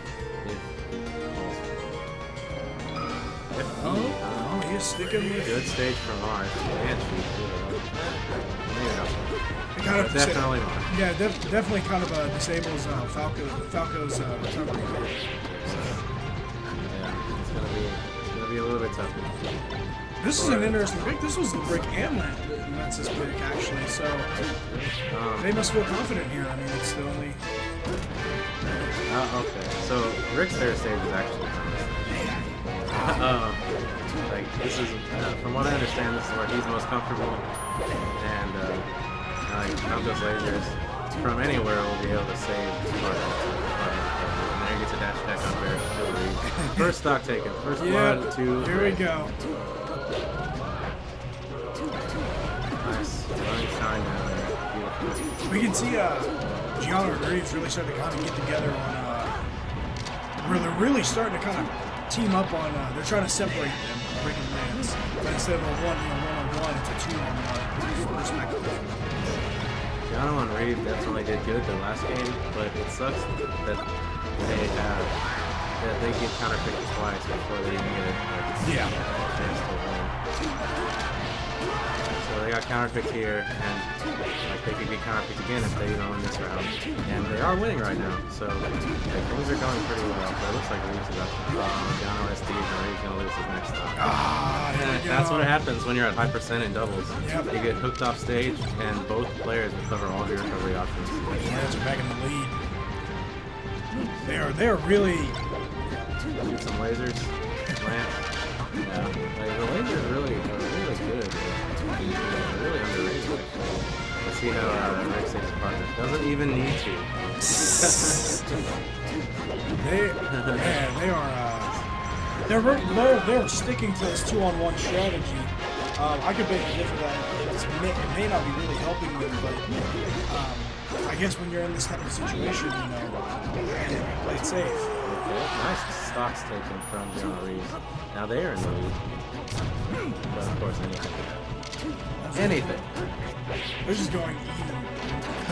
Okay, do you get an edge guard on the top? Not entirely. Yeah.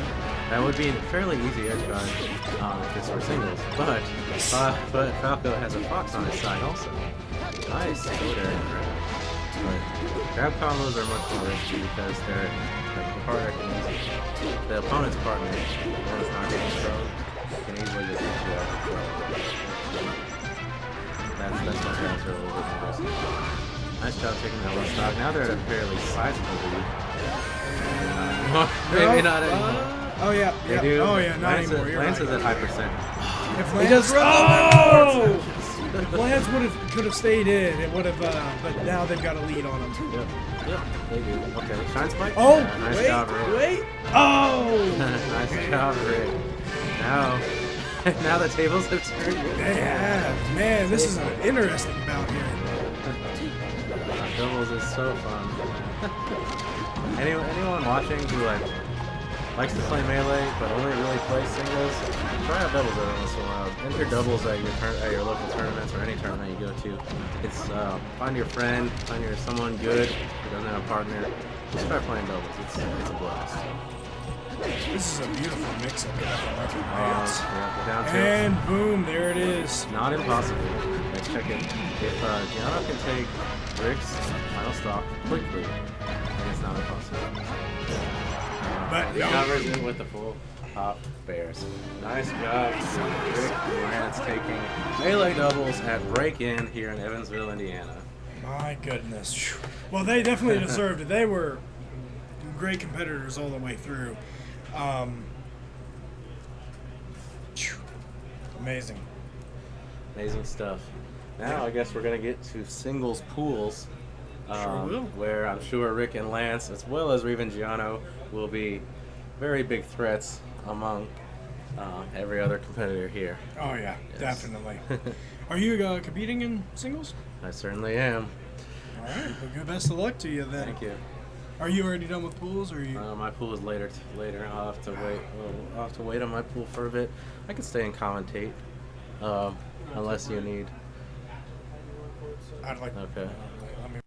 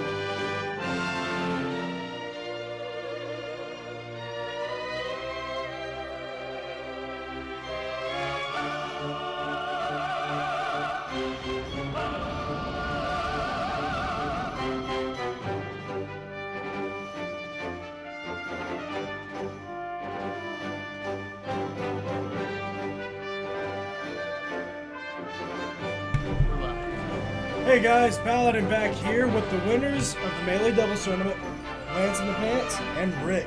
How's it feel, guys? Feels pretty good. Yeah, I agree. Yeah, got a win for Indiana over Kentucky. Right on. So, a lot of your guys' matches were actually on the stream, and we got to see a lot. And just the synergy between the two, the mental communication you guys have is just amazing. Is there a way that you can kind of describe it? Are you guys is it just you guys know what you guys are doing? I think it's just a part of knowing doubles.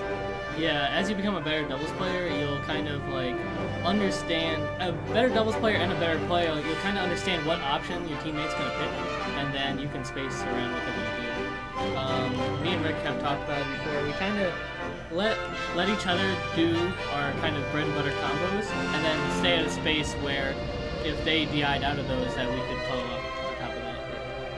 No, I believe there was one match where you switched to a fox, and there was 3 foxes.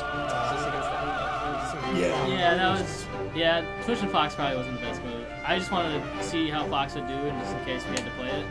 And I don't think my Fox did that well, so we never saw it again. Yeah, goodbye. You guys had some very interesting strategies. I thought just the way you guys were able to divide, especially against the Puff, when you guys pushed the Puff aside. We started seeing that a little bit in the match that was going on. You guys were just able to divide and conquer. Do you guys practice these strategies, or do you guys just go with the flow? So kind of a general strategy against Puff that we've talked about is once she gets to high percent and you knock her off stage and she's kind of floating up there, there's not much you can do.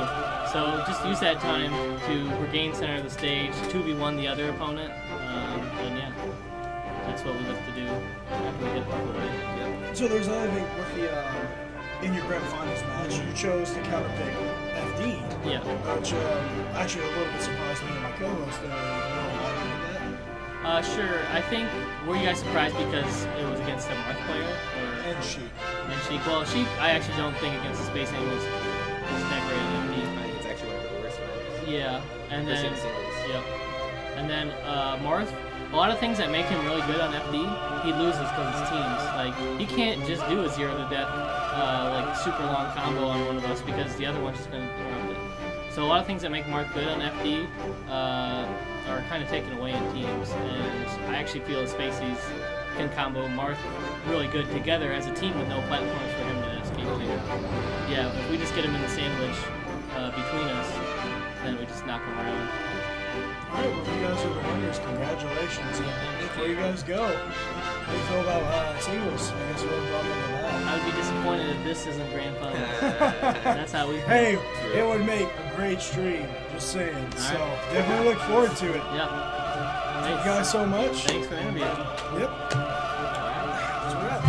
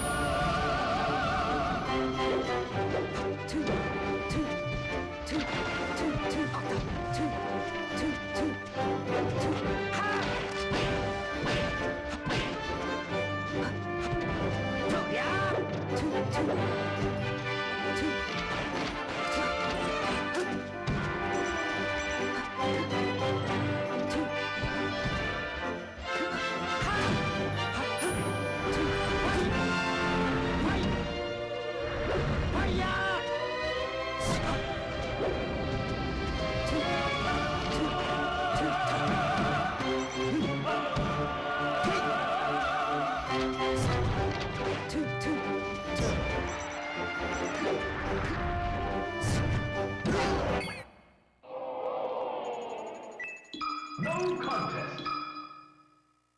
Survival. Ready? Go!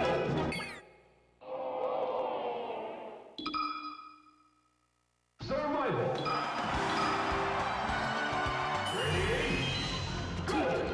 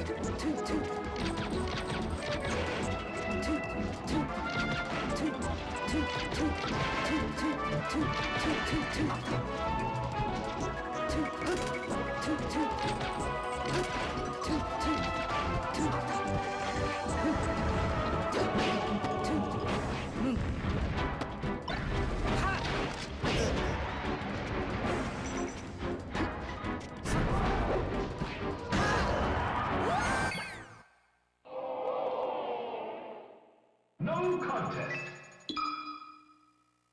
Survival.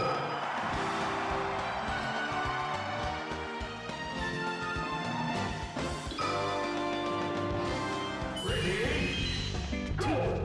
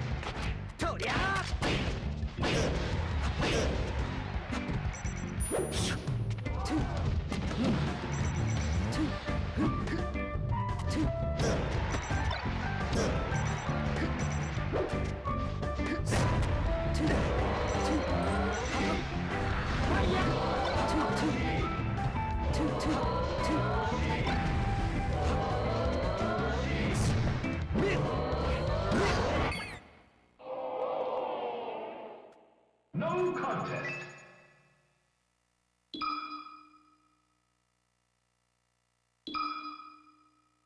Survival.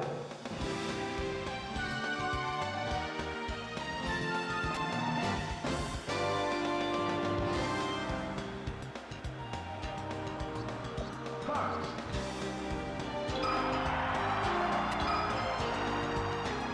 Ready?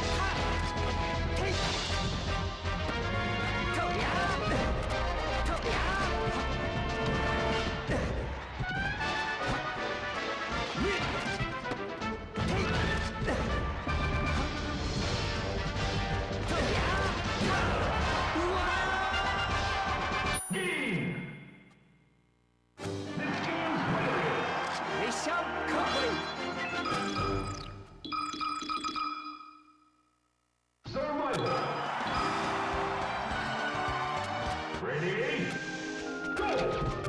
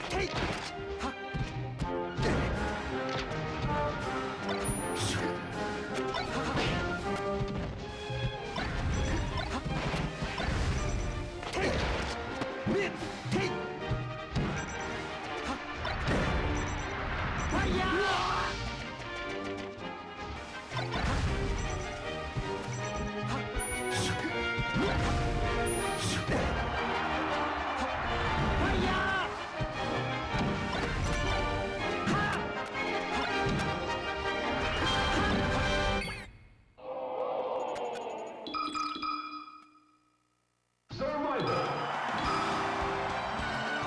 Ready? Go!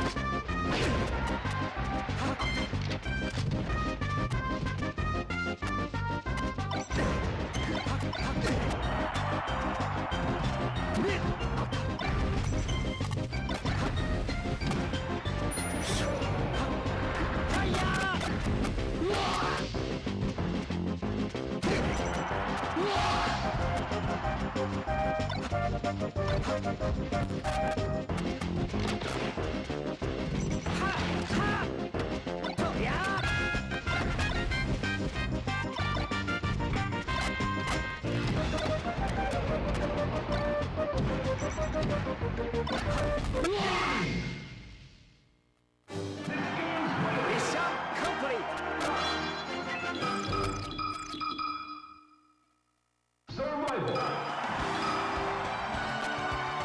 Ready? Go!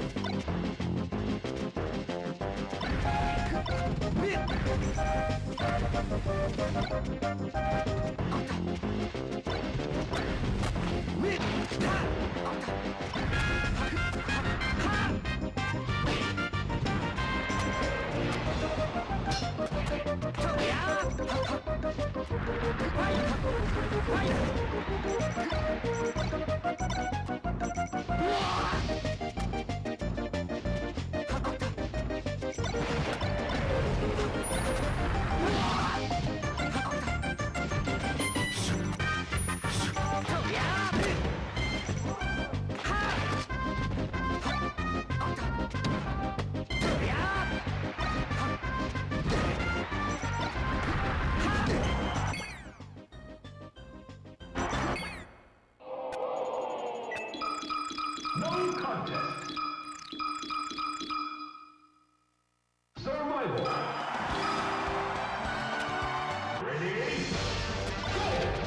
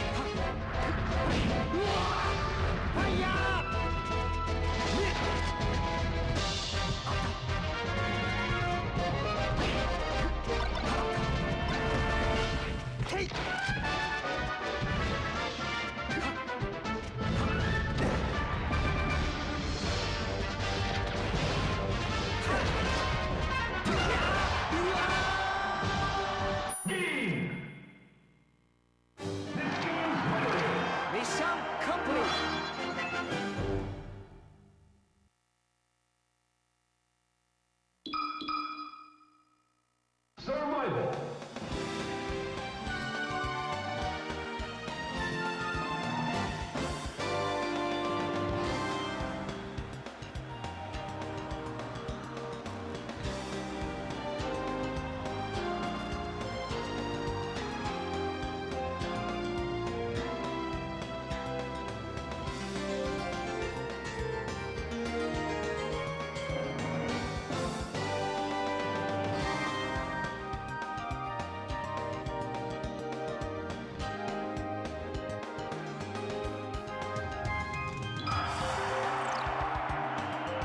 Survival.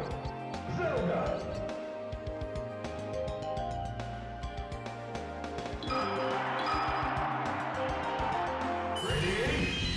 Go!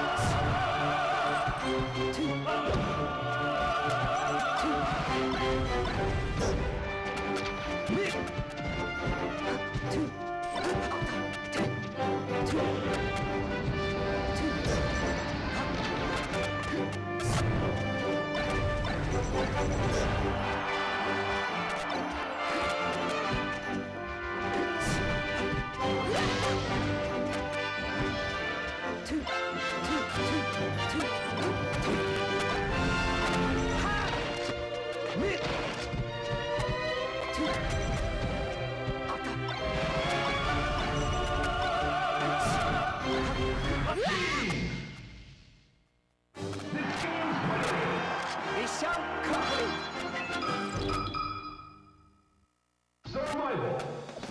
Mark.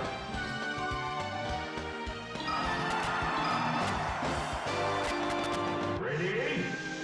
Go!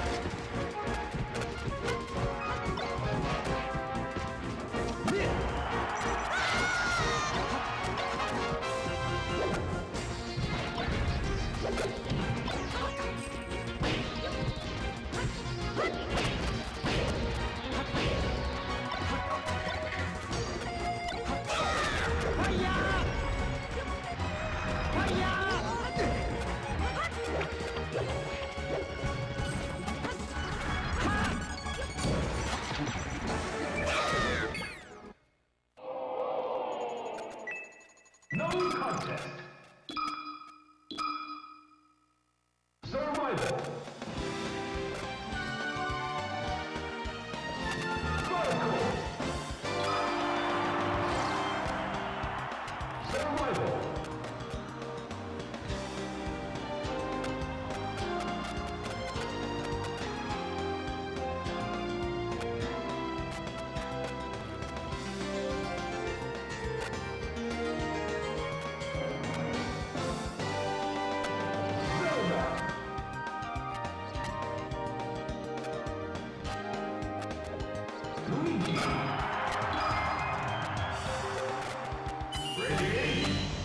Vertical.